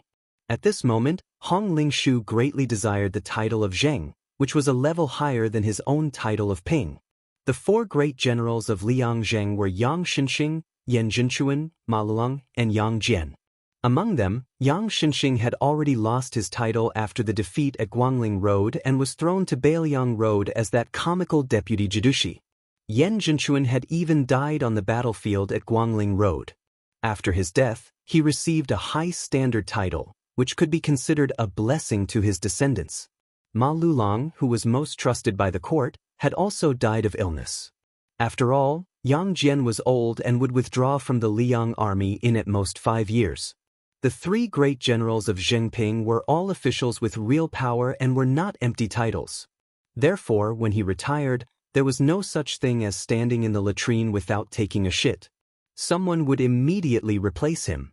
For example, the current Minister of War, Wu Zhongshuan, had replaced Yan Jinchuan to obtain the title of Great General of the Southern Expedition.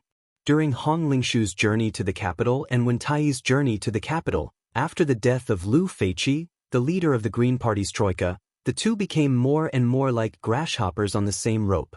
Although they had not met, they had exchanged secret letters. Wen Tai, who was familiar with the inner workings of the capital, had confided in Hong Lingshu about the situation. In Wen Tai's view at that time, excluding the great pillar state Gu Jiantang, Hong Lingshu's future opponents were Lu Xingxiang, Tang Taizuang, Su Gong, Ma Zhongxian, the deputy general of Jizhou, Han Fong, whose father was Yang Xinxing's Yang Huchen, the extremely lucky Song Li, and his father-in-law was Gu Jiantang's Yuan Tingshan. Song Li and Yuan Tingshan had already destroyed their own futures and were in cahoots with Zhao Bing and Chen Jibao, the two rebellious vassal kings. There was no need to pay attention to them.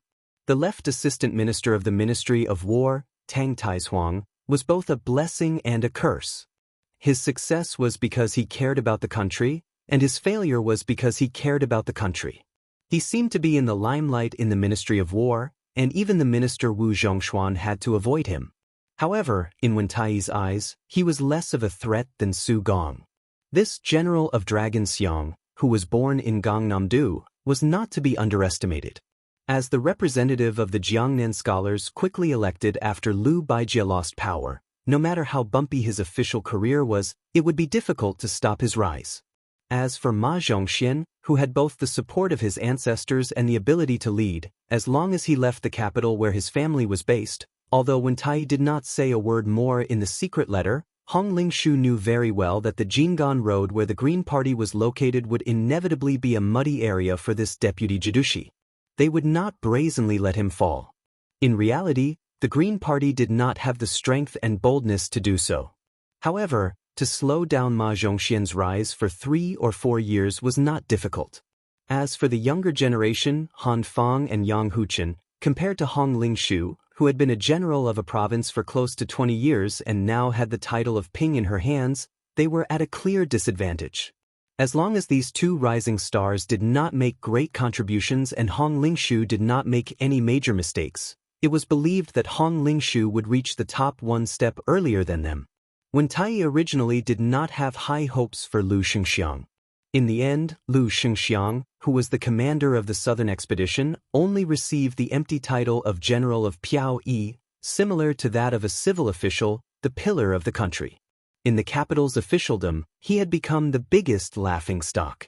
Looking back now, Lu Xianxia's rapid rise and unfailing prosperity could no longer be hidden.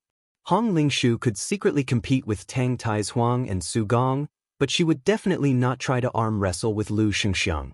At the end of the secret letter, Wen Tai frankly stated that when facing the enemy on the battlefield, it was a matter of life and death. When it reached a certain height in the court, it was actually a different approach to achieve the same result. You go up, I go down. It was definitely not a matter of peace and light and everyone was happy. There were some words that Wen Tai did not write in the letter. Instead, he had the trusted aid of the Wen family relay them to Hong Lingshu. Do not become enemies with Chen Wang. Be friends with Yan Qiji. Remember to be careful of Lu Su. On the surface, Lu Su's identity in the capital's officialdom was just one of the diligent teachers. At this time, he took a few steps forward and made a gesture of looking around. He asked with a smile, I heard that General Hong is also in the small court meeting today. I, Lu Su, happen to be from Qingzhou. Of course, the officials in the capital did not know about the tragedy of the Lu family. They only treated it as a normal reminiscence of old friendships between people from the same hometown. Furthermore, the Qingzhou officials in Tian City had a close relationship. Perhaps the two Qingzhou officials whose residences were in the east and west of the city would meet every 10 days to exchange greetings. In the eyes of the other factions in the officialdom, this was an inconceivable and strange matter.